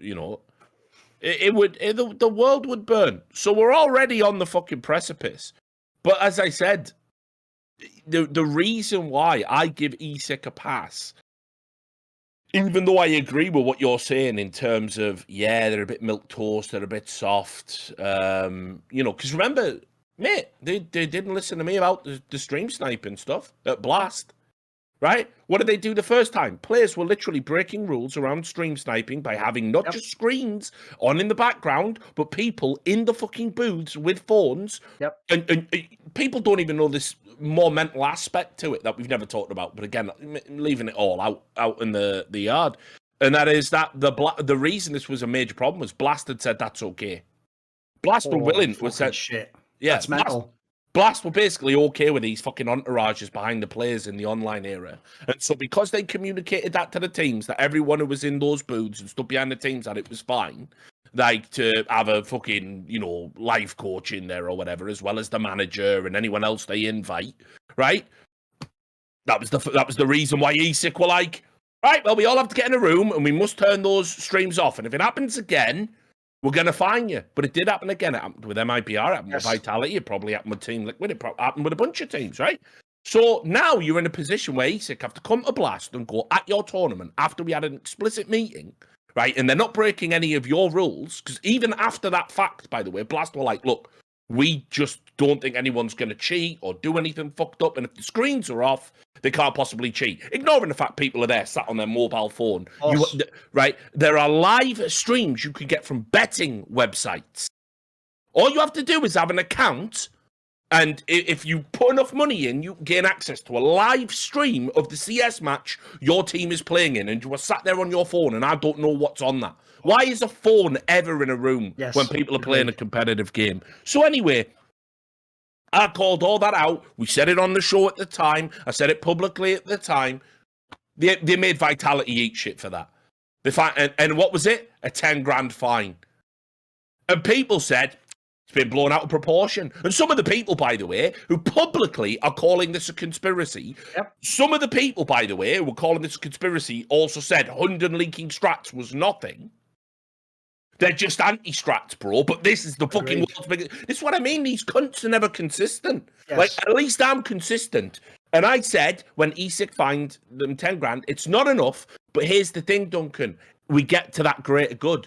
ESIC said, essentially, if we'd banned all of the teams that were guilty, and they were guilty of the rules, not of the offence, they don't believe anybody cheated, they just had the streams on when they weren't supposed to, you would have lost the top 10 teams for 6 months. Yes.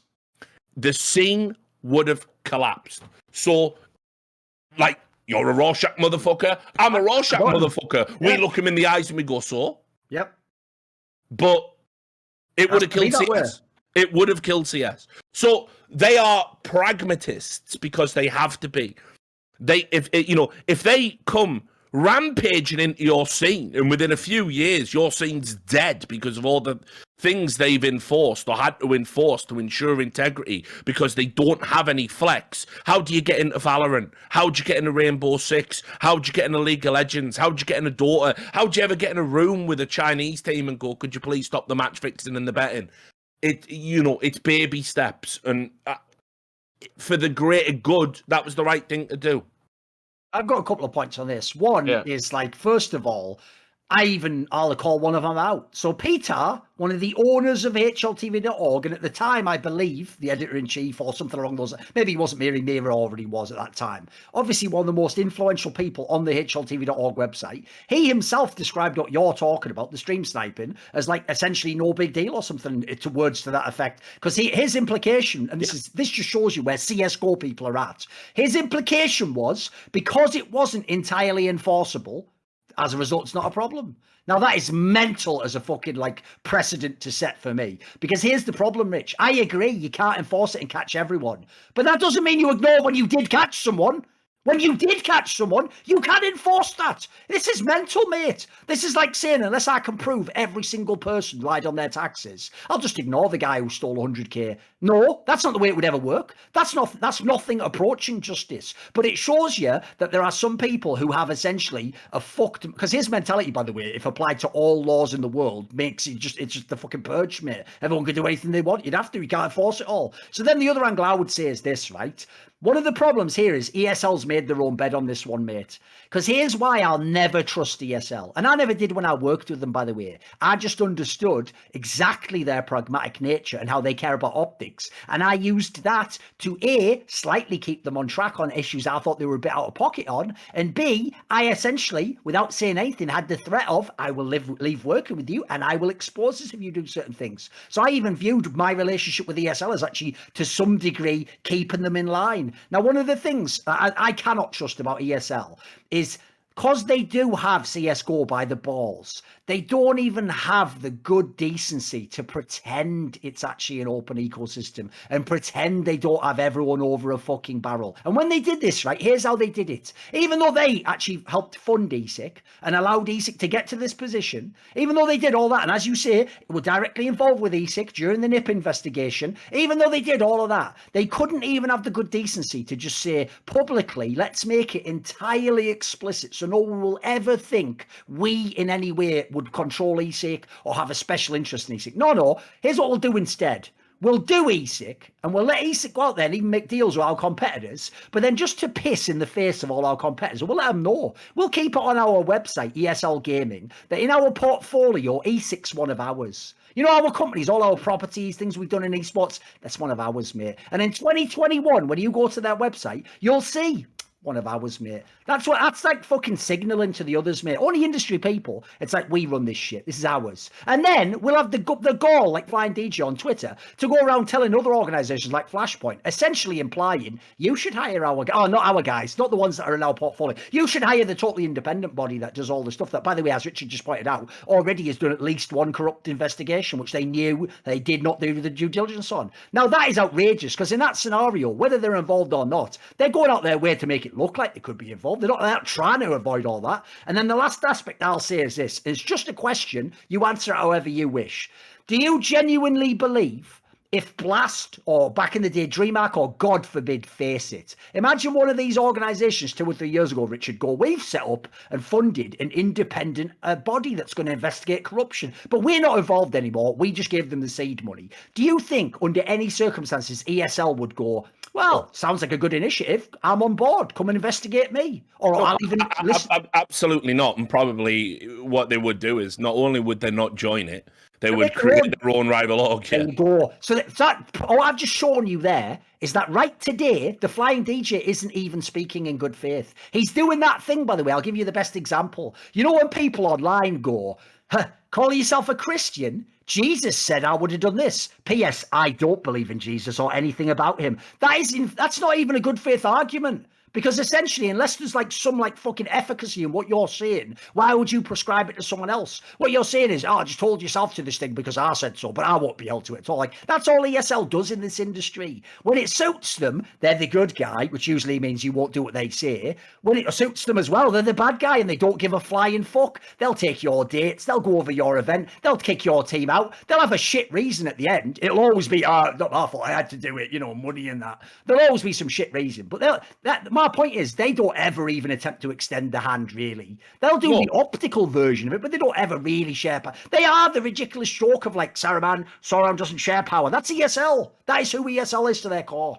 Yeah, no, and look, if I was ESIC, I'd be trying to get as far away from that as possible. Yeah, but this is the point. They are. I mean, like, I can't say too much about it. As I've said, ESL has nothing to do with the process.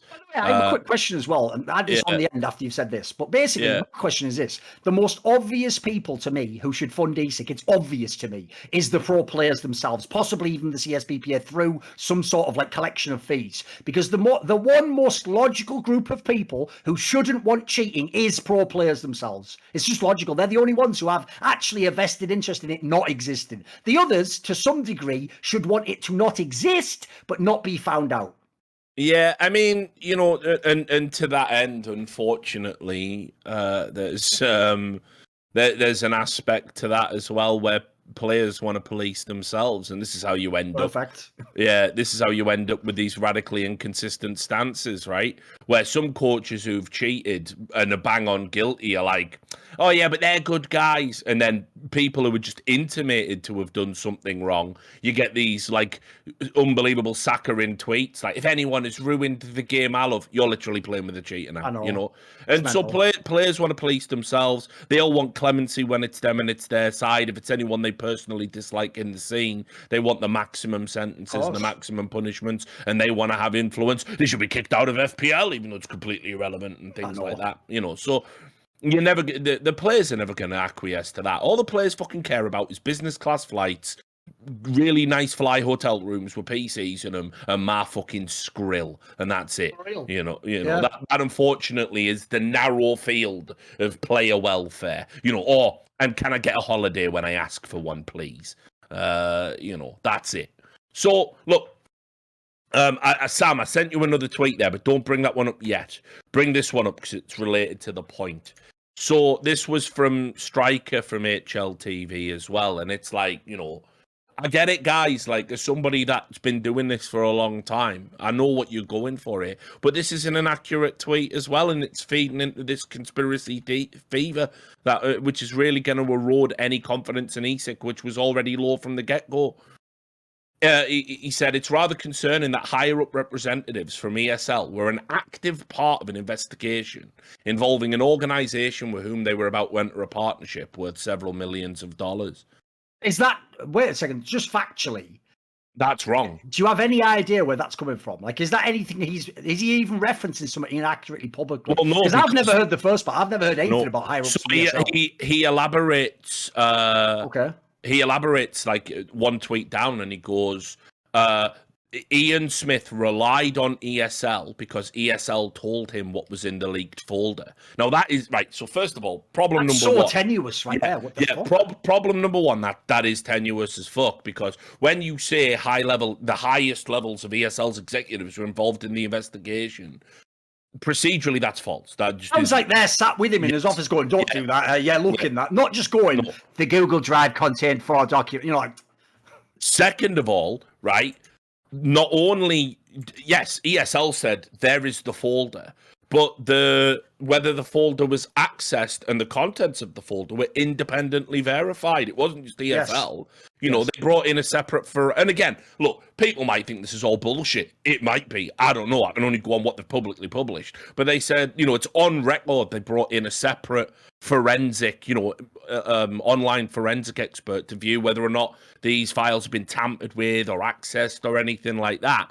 And then he then waters it down and says ESL still had a motive for even the less damaging investigation. I've got to say something about this. First of all, if there's one thing I'm sick and tired of, it's people LARPing as journalists who don't know anything about what being a journalist is. Like, when you're a journalist, your word is incredibly important, because the fact it's important is what's going to give credibility to your stories. If you don't have credibility that when you say something, you mean it and you know what you're talking about, and crucially, are you ready, Striker? If you're wrong, you will retract and publicly state on the record, I was wrong, then you have no credibility. You are someone where I'm rolling the fucking die, and if it turns out today you're lying or you're full of shit, you're full of shit. If tomorrow you're right, you're right. I have no way of knowing. I'm not in your fucking head. So the problem in this case is these guys come in and they think being a journalist, Richard, this is what happens, unfortunately, where people don't understand the business.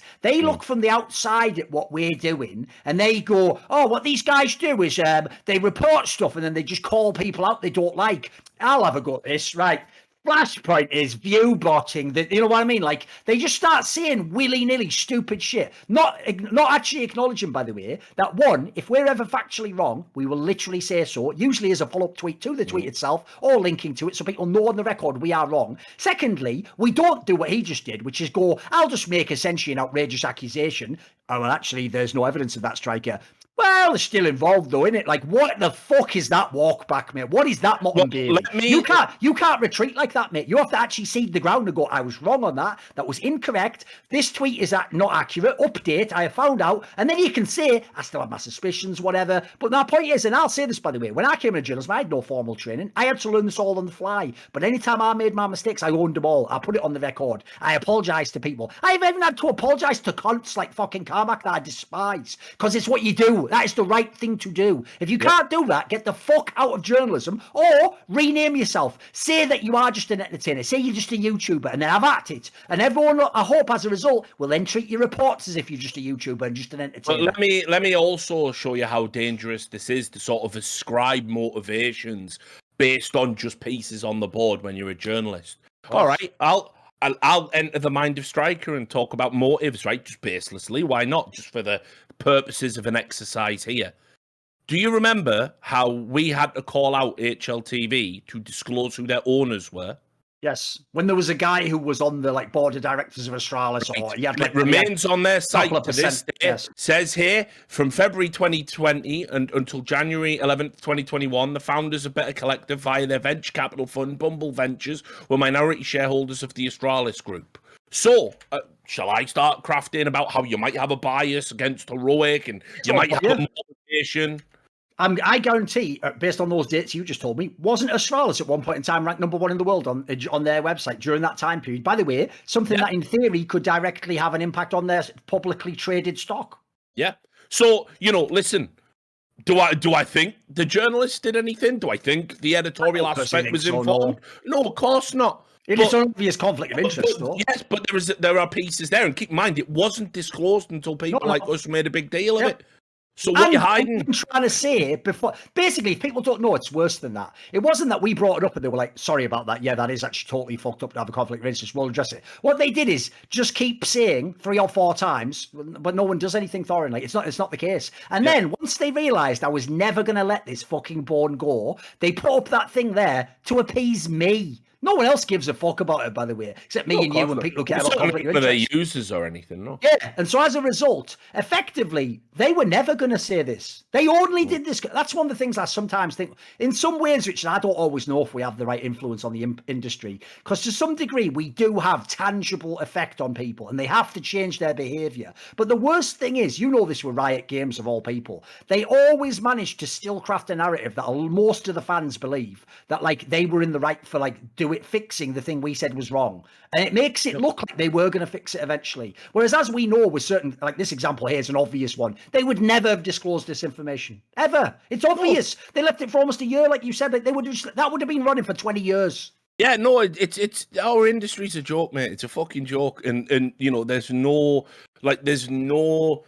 sort of standard that we all agree to live by. Let me ask you a question, though. Let me bring it back to the Heroic case for a second. Obviously, we addressed the Cadian thing before. Here's the problem I have with it, is, as you said, it's a media tour. Right? We did our video where we cut it all together and we're crying about everything. We did the HLTV podcast. Now we can talk on Twitter, guys. Let's talk. Fuck you, by the way, Cadian. You're not talking, dickhead. It's you into a camera. A talk is a dialogue. That's a monologue. What do you mean, let's talk? Nobody's talking. So here's my problem, right? If Cadian wanted to solve this tomorrow, here's how he does it. He goes to you or me and he says, I want to do a sit-down interview. And here's the rules. You ask every question that would be something the community thinks, or suspicions people have, or accusations people have. And here's the thing, because I didn't do it, Rich, and all I did was sort of fail to report a guy a couple of times, I'll answer him honestly. And I'll tell you at the end what happened. And I hope in doing so, I'll actually extend a level of goodwill to the community and trust that they can believe my story. And in doing so, I hope I can eventually be forgiven. Now, here's the thing. these individuals have gone out of their way to ensure complete radio silence, to only speak in a very controlled media manner. By the way, if anyone doesn't think that Cadian has 10 times more power over how an interview goes, that he joins last second with incredible hype behind it on someone else's appearance, over if he's coming and you know for a week he's coming, and he had them by the balls on that. That's why I think it's actually irresponsible to even let him on the broadcast. What, you don't know what he's going to say in that scenario, and you don't have unlimited time. You can't properly grill him. Like, I find this whole thing, like, the problem is he doesn't smack at someone who's actually sorry. He doesn't smack at someone who wants to put it to bed. I'll even just level with you at this point. I think it's a waste of time. I think it's a waste of time. I'm done with him, mate. Here's what needed to, like, they all needed to take the same punishment as Nico, basically, for this to make any sense. You know. Even, by the way, many people have pointed this out, the reason you even could have punished them is you could have just said, we'll do it a 6-month punishment, but you've sort of done the 6 months, so you get off with, well, at least something on the record. But here's the thing. So if you know about Nico's specific punishment, right, what they've said is that basically, you know, you've admitted you should have reported it. You believed him. You've said on 2 occasions, once in DMs and once on a phone call, that you were aware he cheated. So we are going to send you on an integrity awareness program. And they've shown leniency because of his conditions, but also because London's a manipulative piece of shit and was out there trying to manipulate motherfuckers. Now, Nico's the one who had the most amount of knowledge, which still wasn't tantamount to complicity. So all you do, right, if Heroic wanted to ace it, right, this is what I would have done if I was in charge of the PR. Right? Because I'm a PR genius, because I know how stories play out, because I write the stories. So I can inverse that, and I have done that, and I have worked for companies. Cue everyone in chat going, Richard, you'd have every job ever. I say the same 6 ones over and over again, but, you know, whatever. Right? Like, we'll just craft that narrative that I pretend I've done everything. The reality is, you, at this point, on that Let's Talk video, you come out and you say, we realise now that we could have done more to stop it, so we're going to take the same punishment as Nico. Voluntarily. There you go. Voluntarily.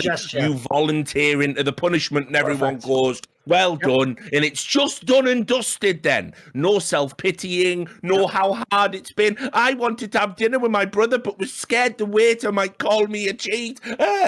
Like, fucking grow up. You wouldn't handle it in real sports. So, you know, that's what you should have done. You didn't. It's fucked now. There's no interview in the world that's going to turn people's opinions. You're either like me, where you basically think, look, what can we really do based on the evidence? And you give them a pass in your mind because you just sort of have to, or you know, they're more leaning towards your side, which is these players can never be trusted again. They will always be circumspect, and they're going to be hated for the rest of their playing careers. You know, that's... I mean, listen, I will go out and say I don't hate the players. I don't think they're actually evil. I think, like I said, I think they just essentially don't understand that there is an obligation once certain information comes your way. There's a choice, by the way. You notice I never said they had to come public with it. I said you could get the fuck out as well. It's the Skadoodle scenario all over again. If you like Skadoodle and think he is innocent, first of all, you are factually a fucking cretin. All the evidence suggests otherwise. Secondly, your main case is based around the testimony of people who themselves lied about the case until they were banned. So already, do you have any clue about like how you would rank testimonies and whether they're credible? And then thirdly, you actually act as though once he knew they were going to match fix, he couldn't just leave the fucking team speak. He couldn't leave the team. He couldn't, by the way, he never has to explain why. He just has to leave. If someone says, oh, by the way, we're about to do something fucking heinous in this room, I don't just go, well, I'm not going to take part, but I won't leave the room. I'd just leave, mate. I'd personally report him, but I'd just leave. I'd go, you know what? I can't be a part of it. I can't be involved. I can't be accessory. So that's the part I want to make it very clear to people. That is the key part here. There's not a thing where you have to have done all the same things or you have to have wanted it to happen. That isn't what's involved in this. You have to get out. That is the only way you have any hope. I'd personally hope you'd report the person and you'd take, but then again, that's risking something. I can't be the one to make that decision for you. At least get the fuck out though. At least remove yourself from it. That's why I say, of all the people, the only one I really have respect for is Borup. I still think personally he should have done it publicly, but at least the way he handled it, by the way, he potentially cost himself his job. I have respect for that, massive amounts of respect. Yeah, and everyone's come out of this respecting Borup, you know, be interesting to hear him speak on it a little bit, which he hasn't done, of course. One other tweet I want to address, then we'll have some levity, right? We'll have a bit of a joke, we'll have a bit of a laugh at Hunden. Last time we'll ever talk about that piece of shit, hopefully, because he is just a cunt. I just can't even abide it. Like it's like necking a turd having to talk about this guy. And then we'll do viewer questions, and well, we can maybe talk. I'll do one roster news, and then we'll do viewer questions. I didn't want it to be a long, short day, but I knew it was going to be one of them shows. I knew we were all going to go into the major once again, depressed as fuck about the overall fabric of the scene. And it's like, I'll tell you what, mate. You know, the major just can't come soon enough. It's just going to be for it, mate. It's just going to be so nice to not have to talk about this shit. But the problem is, mate, we're straight back in it after the event. You know, that's something I'm looking forward to. If people think I've been wild in the last few months, just wait until I work what I'm considering, not necessarily the truth, might end up being different, but I'm currently considering this major perhaps the last event I'll ever work as an analyst. So as a result, by the way, I wasn't even totally unchained before. I'm going to go absolutely off after this one. I just want to do one more from Tommy. Sorry, mate. This tweet I thought was staggeringly bad and definitely not gonna help things. Remember Hunden cheated in exactly 2 games, and we know which 2 games they are. This graph says, Alexa, show me when Heroic's coach started cheating and the players covered it up, and it was when they were, it says they're 35th in the world, and obviously they immediately afterwards they started climbing.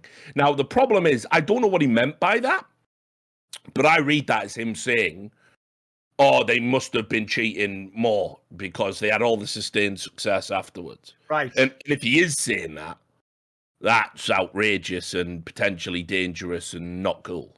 I took it personally as this would be the most obvious time someone would cheat. But as I say, like, I mean, it's all based on what your interpretation of what you think he means. Yeah. I will say he has intentionally left that fairly oblique. Yeah. No, but I think deliberately so. I think Tommy's gone all out for blood on this one. Like he's done more tweets about this than he has about Tesla the last few days. So that is saying something. But yeah, look, I just think this narrative's not helping. Like at the moment, I get it. Heroic are going to just be booed and be villains, and there's going to be no winning the community over. I hope we're going to get round eventually then having a conversation about all the other guys. This is definitely something we should probably have a talk about, because there are people playing at this major who played in Hard Legion, and there is no way those players couldn't have known. There's no way. If you look at the number of games, the number of rounds, the number of maps, this guy was cheating for like in overtime games for the full game. Right? And he did it against their coach, Meccano Gun, did it against Heroic, did it against Secret, did it against Gambit, did it against Na'Vi, did it all through May of 2020. Discovered the bug on the 1st of March and then cheated pretty much for every game they played in May. So when are we having a conversation about those guys who are at the major? When are we talking about, if you go and look as well, what about Apoca? The Brazilian guy, he was doing it for years, started in 2017. Last time we know of, he cheated in 2020. He did it at Luminosity, Ints, and Boom, and did it, you know, in the against Cloud9 back in 2017 and 2018. Did it for the entirety of a match that they won marginally. They won 16-12 and 16-13 on those occasions. When are we going to talk about whether or not those players knew? When are we going to talk about the Tricked, which has Danish players now also competing at the top scene, some at the major, with Regin. Regin did it for 28 rounds, did it against 3D Max, did it against Pro 100, cheated against Pro 100 3 times, and that team got dropped because they weren't winning. You can't really fix that. So, look, I'm all for having frank conversations and moral outrage about who we can and can't trust, but it can't just be Heroic. Of course. It cannot just be Heroic. If the argument you make for Heroic is they're pro players, so they must have known, then I got bad news for you. The major is already compromised with players that must have known. I do also think, by the way, Heroic themselves are there as well, obviously. I think a lot of people are also doing what Striker did. They took such a hardline stance that they knew they probably were involved in it. They let Hunden come back because they wanted to have a cheating coach. That essentially, when they then found out there isn't evidence to support your hard opinion, they were just like, well, I'll walk it back halfway. They knew most of it, and they're still pieces of shit. I think it was like that because, as you said very aptly on the episode of Anders, the idea that of all people, Carrigan and Simple are talking about this topic, like, shut the fuck up, just shut the fuck up. Please, Simple, don't just don't, because I'm so sick. Yeah, he's done such a good job with the lies he's told. Yeah.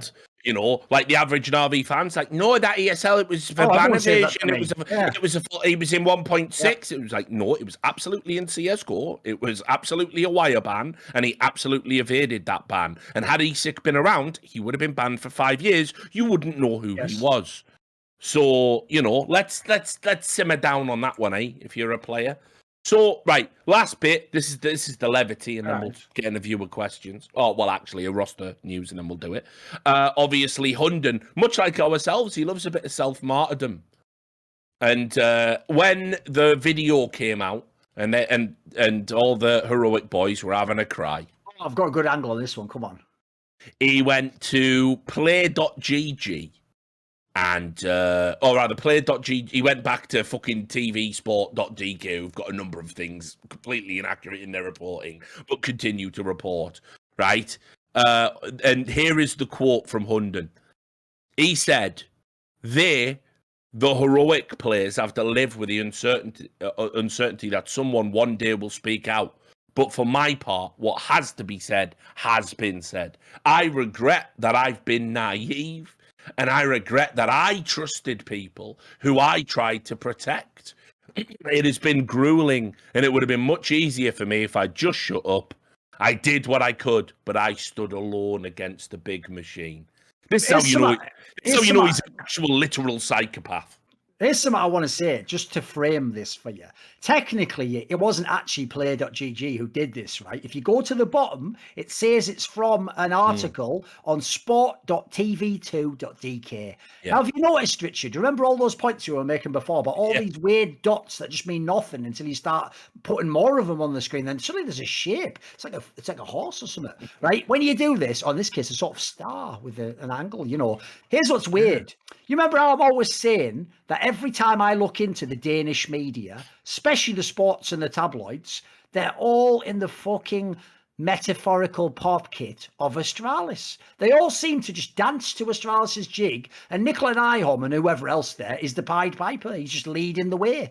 It's weird how when Hunden wants to address this, he doesn't put a tweet longer out, he doesn't do a tweet, he doesn't go to hltv.org. Would love an interview, by the way, and to get more into traffic on this. He goes to the very same media that seem to consistently push a specific agenda from Astralis and against North Heroic. Like, the fuck it, it's so blatant. It's in your face. Like, why do you think, guys, this is the medium through which he communicates with the world? All these other instances, he can do whatever he wants. It always has to be the right fucking person delivering it's mental, mate. I'm so sick and tired of it. Like, if people can't see how transparent it is, the way Astralis runs that space, and also how, again, even though we have no evidence to prove it, how many fingerprints do you have to find from Astralis on this case? Remember, the only way they should have been involved with this case is as an innocent party being cheated against. Instead, at almost every turn, they somehow were involved. It's mental. It's fucking mental. I mean, when I was researching that, I did see, like, some unbelievable, like, puff pieces about Astralis. There's one article from just earlier this month, where they were talking about it's just an article saying how Astralis beat Complexity using tactics they'd never used before, and what an amazing Jesus. Yeah, no joke, mate. No joke. That's the whole article. That they won 16-14 over Complexity, but they never used the sort of lack of understanding of CSGO I expect from a senior CSGO writer at esports, not a tabloid journalist. So, yeah, I mean... By the way, don't worry as well. Even though half of them aren't even worth my time, I'm going to fucking take a lot of people in the fucking journalism space out as well. It's time to just fucking put some of this shit on record. Because what I've realised is this. Even if you mention stories on this show, people forget the stories, they forget the details, or they scoff some aspect. It has to be on record. Because I've always said, one of the things I actually think low-key, you probably didn't know it at the time, that is going to be mega valuable one day, is all that stuff you put on record about the Reddit mods of League of Legends. I've gone back to that myself and found, like, fuck, I didn't really know what he was talking about at the time. But this is bang on about like the way the mod structure works and the way they can bait you into things, and then the way they delete their thing and they just show your thing. Oh mate, it's mega. Like it's actually like it's a Rosetta Stone for uncovering the corruption, how they operate. So same thing in esports journalism. We've got to get some of this stuff on the record. Kept every link and comment from that time. Like I say, I mean, like we always joke and call it the dead man's drive. I had to dig into some stuff recently. I was helping a YouTuber with a scam investigation from back in the day, and he reached out and said, "Have you got any of your notes?" And I said, "Well, I can get them. I know where they are." And fucking dug out a bunch of old laptops and stuff. I was just looking at some of the files, and it was just like, oh yeah, yeah, oh mate, Steam chat logs of fucking players that are just like, "Hey, you throwing tonight?" So I can bet on your games. I'm like, fucking hell. So I even showed Sam one of the pictures. I'm like, if I just publish this, is this like, are people going to lose their shit? I'm going to publish it anyway, but, you know, it's just, there's so much mental stuff that just went on from that time. And you're right, I don't think anybody kept it. You know, I don't think people ever realized that one of the, you know, the removal, essentially, of CSGO Lounge. There's, like, just one story. Like, there's this great move of where CSGO Lounge was, like, blackmailing, essentially, TOs, saying we just won't host your games. You know, maybe you should pay free advertising. We'll do it for free advertising. Because they will bring in the viewers if people don't know. Like, if you didn't have the game on the lounge, you just weren't going to get all the bettors watching. Yeah, and so so it went like they were embroiled in that. They denied that. They denied that with a statement that was outrageously hostile and aggressive. Then walked that back. Then they were talking about, then obviously all of the betting shit happened. ESEA pushed back by banning betting. Like, you couldn't be sponsored by a betting company and play in ESEA. That was under LP Kane. That all got walked back seemingly when they were when he left and ESL obviously fully took over. And then it was all everywhere. CSGO Lounge, biggest gambling platform, done $1 billion. There's literally a report, $1 billion in bets. And then they just fucked off. They just, when all that drama started happening, $1 billion, mate. $1 billion of bets went through their system. So many compromised. And then when all the fucking cease and desists come out, they said we will no longer be offering betting on our platform. Shut up shop.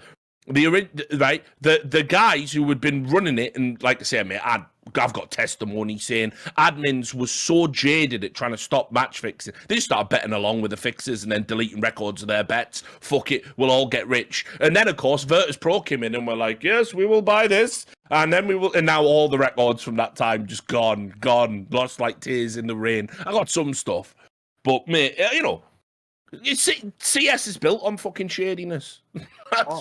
That's the reality. Anyway, the one roster move I wanted to talk about, because we didn't get a chance last time. Obviously, Smoothie joining Fnatic. I think it's a big one. It's a story we've covered a lot. We've talked about Smoothie a lot on the team. There was a weird thing that happened, though, wasn't there? Because he was obviously still contracted to Movistar Riders. They loaned him out for a qualifier. He played God tier in the qualifier, got them to the playoffs in the qualifier. Then they dropped him for the playoffs, brought in another player, lost those playoffs. It looked like he wasn't going to join, and maybe something had happened. And then they're like, all right, then go on. You can join, and it's on loan for 3 months, essentially. Loan from no one. We're giving you a trial. But I've got to say, like, I've looked at the results that they've played with him. They've had a couple of qualifiers now. They won, like, almost every game. Yeah, I mean, so they played in the IEM Winter Open qualifier. I think that was the one where they used. No, they did.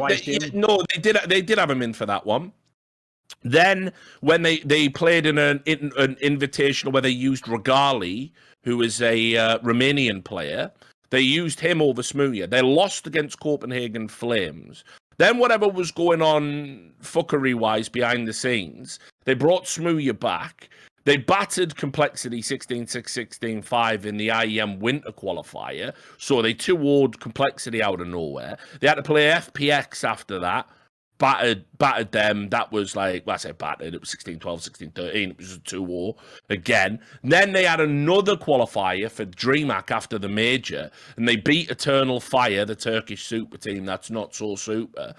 And they beat the Gamer Legion guys who were like, some invitational and cup and qualifier grinders, and they took them to 3 maps. But the bottom line is they're on a win streak with Smooya in the team, almost as if replacing Chiquinho was the move. So I just wanted to know if you had any thoughts about that, whether or not Chiquinho was hard done by, whether or not Smooya will sustain this, whether or not they're a ticking time bomb. The problem is, I never thought Chiquinho was good. I think off the top of my head, I think he did like a little bit of a ZTR. I think maybe in his like first tournament, he had a couple of maps that were like promising or whatever. And so what happens then is people go like, wow, the potential, which is like, if the fucking Honda guy didn't teach you yet, like it takes more. You have to like actually see, was it a fluke? Like, for example, sometimes when you first come into tier 1 play, because you don't know what the fuck you're doing, that works a little bit. Like sometimes that actually can give you a little spark. But the point is, eventually that doesn't work and you have to play your role in the team. And I thought most of the time, I think they've given him more than enough fucking rope in this team. Let's be real. The only reason he got all these months is because he's fucking Swedish, and Fnatic doesn't typically spend big bucks and buy massive name players. You'll notice they don't do it in League of Legends. They don't do it in CSGO. They tend to rely on the idea, we are Fnatic and you'll want to play with someone in Fnatic or for the name Fnatic. So I have to say, in a world where you went to non-Swedish as the requirement, there was never any place for you anymore, Chiquinho. You were barely like serviceable as a fucking Swedish AWPer. So to me, he had to go anywhere. That part of the equation was, yes, he had to go. In fact, at this point, it was even worth trying almost anyone over him because he showed he wasn't going to make it at this point in his career at the very minimum. Then, should Smooya be the one to join? Again, it depends what org you are. I actually think Fnatic, in line with what I just said, is the perfect org to join. It's already got 2 British people, so they can handle Smooya's fucking toxicity. Secondly, I think Alex as an IGL probably is someone who can keep him within check to some degree. And then thirdly, quite frankly, the team needs firepower. So you can even, to some degree, play to how he wants to play. He doesn't have to be in big ways. He's going to have to join the system and do things a certain way and not have the AWP. No, you can have the AWP all the time, of course. So I actually think it's probably the best, like, min-max related. It's probably the best team in terms of a big team that could pick him up, that it's not a massive, there's no downsides for them. Even if Smooya himself brings downsides, it's worth the gamble for where you are as Fnatic, the org, and the team of Fnatic, which, quite frankly, as far as I can tell, big name players didn't want to join. So I actually think overall it works out for all parties. It looks like a good move. It even looks like if he can play with anything approaching the kind of level he showed for the last 6 months, they could maybe be a cheeky team that could sneak in that top 10, could be around that level, could be a team going to the big events, qualifying through qualifiers in there. Yeah, I mean, look, I'm happy. It seems to be going well. I'm glad they made the move.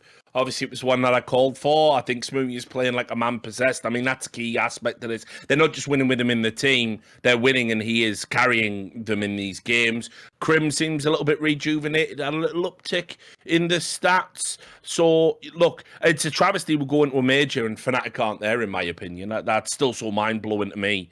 We focused a lot on OG not qualifying. Fnatic's arguably the bigger story, right, given their history in the game. But hopefully they can turn a corner, and whenever the next major rears its head, they're going to be back in contention, and I hope Smooya's a part of that. Right, viewer questions. We'll try and clatter through these. There's actually not that many this time, so it's good. Bacon asks, what's your favourite planet? I don't even know. I'm so old. There was things that weren't planets when I was a kid, aren't planets now. And what's that? Like, that's what I fuck knows. The problem is, let's be real. Like that is a question only a child has an answer to. Like, why the fuck would I have a favorite planet? So I would probably just say, I mean, the obvious one seems like Mars. First of all, the candy straight fire. Secondly, represents war. And if you know anything about me, that's an energy I have to channel on a daily basis. It's not hard, I can't lie, but that's the one I'm working with in it. Yeah, I mean, I saw another, because all this UFO shit's going on at the moment. I don't know if you follow any of that. No. I do. Like when I go down late night rabbit holes, when I can't sleep. And so there was like some more. Oh look, bloody hell! Is this a building? Why is it at a right angle? It's like a photo and stuff. And it's like, this would never be natural. Yeah, I get what you mean. So there was some more of those that came out like last week. where somebody had just took a picture and it's like, it looks like potentially the base of like a fucking old building with all sand blown across it or whatever. Now, obviously it's not, but you know, imagine if in our lifetimes, Duncan, we do actually see that there was some sort of like Martian civilization or something. That'd be fucking insane, wouldn't it? So fingers crossed on that one. But yeah, I gotta say Mars too. I'm definitely not a fan of Earth. I mean, I can rule that one out. So yeah, Mars is good. Mars is at least intriguing and interesting. You know, with the other ones, there's nothing can happen there. It's too cold. It's made of gas. It's on fire. You know, Mercury, Venus, all of that. Like they're all fucked, aren't they? But Mars, ooh, maybe we get a walk on that one day in that. So, J Dubs. I've noticed some players vaping constantly in online matches. Boomich, JL from Mad Lions, etc. Similar to players taking caffeine, supplements, or Adderall in the past. As we transition back to LAN, where I assume vaping isn't allowed, do you think the drop-off in nicotine in match could have an impact on players' games, especially IGLs? It's an interesting question. Almost certainly, I would guess. Like, yeah, put it this way, one of the most notorious things that I always thought, like, why has no one ever publicized this in any way?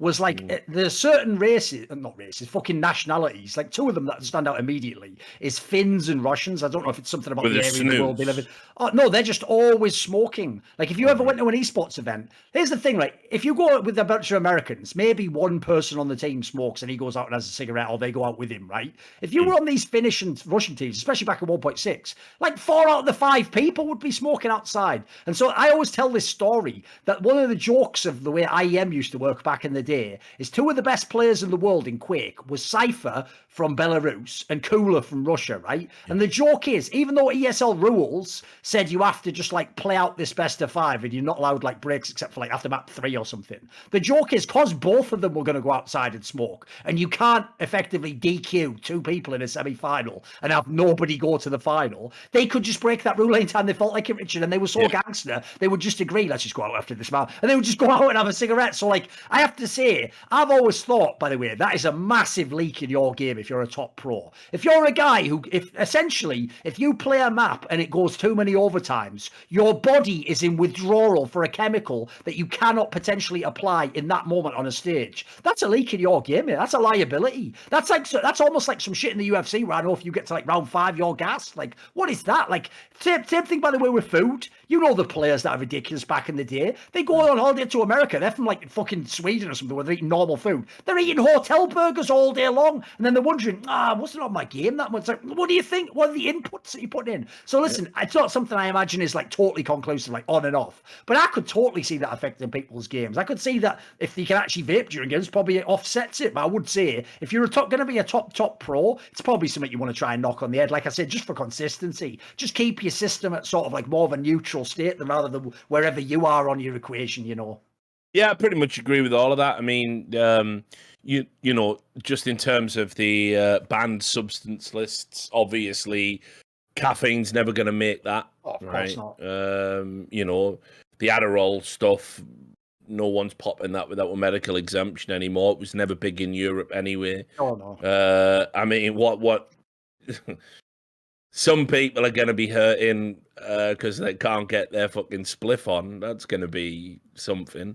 Because some people need that to unwind after games, let's say. Yeah. Oh, to sleep, for example. I know tons of people. I've done it myself. If you smoke too many days in a row, you'll just have insomnia for a few days. Yeah. So I think of some of the players that try go to it. There's pro players in the modern day still do this. Go to an event, and the joke is, if their guy that they thought was usually another player was going to hook them up, they're just fucked if that guy ain't there. Like they're just like, oh, first 4 days, no sleep. You'll be out of the group stage, mate. Yeah, no, it's fucked up as well because obviously, like, there's some like legitimate efficacy for like, you know, people who have sleeping disorders or migraines or whatever. People are boshing edibles or CBD, and you know, when you travel to a country where maybe you can't have those things, or they've got laws but there's just nowhere to buy it. You know, it's decriminalized, but you still got to, you know, what are you going to do on your fucking day off as a player? Like, hey, Mr. Man on the street corner, can I just smoke some of that reefer? You know, you fucking huffing PCP, and then you got to go back and fucking, you know, try and play. So Yeah, I think this is another unspoken. That's just making me think of some event where I'll just pick a ridiculous person because I know he definitely doesn't in this case, but it's the humorous caricature. That's just making me think of like fucking Chris J on the mean streets of like fucking Beijing or something. And he's having to go up to some guy and then he's going like, this is a bit, are you sure this is all right? And then that guy's just going, I didn't know you like to get wit, Chris J. Yeah, I know, yeah. Motherfucker. I know I can't handle it. I can't get that visual out of my mind. I know. I didn't know you like to get wet. PCP, that's what you had. Training Day, what a movie.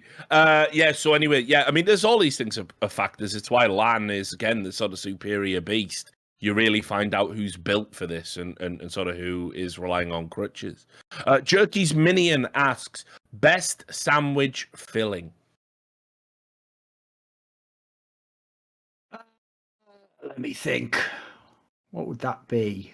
See, here's the thing. I'll cheat. It is a sandwich, but I'm just going to go cheese with bacon, and it's obviously grilled. It's a toasty, isn't it? It was a toasty all along. Classic. That's fair. Cheese toasty with bacon's good. I mean, for me, man, like as I got ketchup, older, of course. Ketchup on the side. I've been doing a lot of keto as well, and obviously there's all like hidden sugars and shit in a lot of these like pre-made fillings. You know, you get tuna mayo, that's good, but then some cunt puts corn in it, and now you can't have it. So that's not hidden sugar, of course. That's just corn in your tuna mayo. You can just have tuna mayo, but I've gravitated a lot towards egg mayonnaise of late.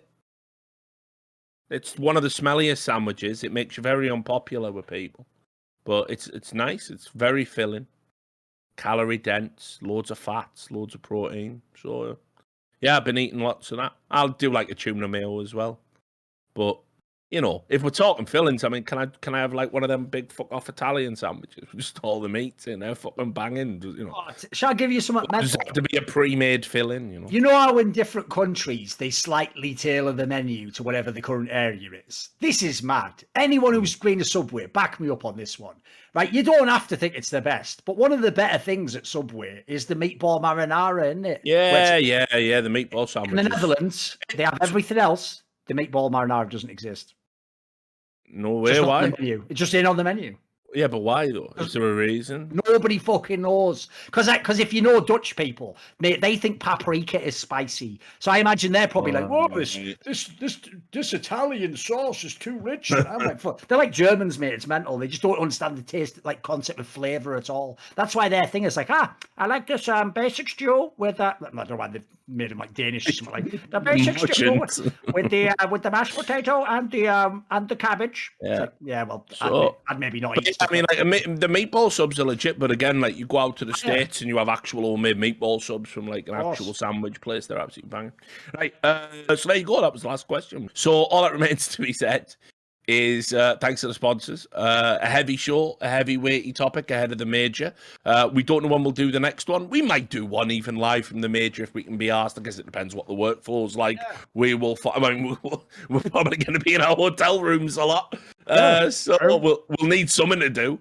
So anyway, obviously, shout out to the sponsors. Steel Series are still there. You can get yourself 10% off. Follow the link. My name, no space, Richard Lewis, 10% off anything in the store. And of course, our VPN sponsor, NordVPN. Go to nordvpn.com/RLS, 74% off the product. It's awesome. It's actually cheaper than a sub, I believe it works out at. So, food for thought there. And our patrons, -1, our $100 patrons, Jerky's Minion, Benakagi, Carve, Cathal, Chris, J-Dubs, Marcus Kumpar, Tobias Bernasconi, and Will, the Weed Wrangler, and our $50 patrons, Adam Ox, Alex C, Airhammer, BP420, Can Pasito, CMAC 1991, Dancer Master, Echo, Fursock, Frankie, Goody Woody, Gerhan Kaya, J. Ray, Judas, Miss Alcoholic, Nolan, Atarian, Reykjavik Constein, Saad Sawar, The Bear, BTC Cash Podcast, Tim Frost, Lonnie, Watchdog, Zumba, and Zarathenia. That was by the numbers. Don't know when the next episode will be for obvious reasons. Guess I'll see you at the major. Until then, take care.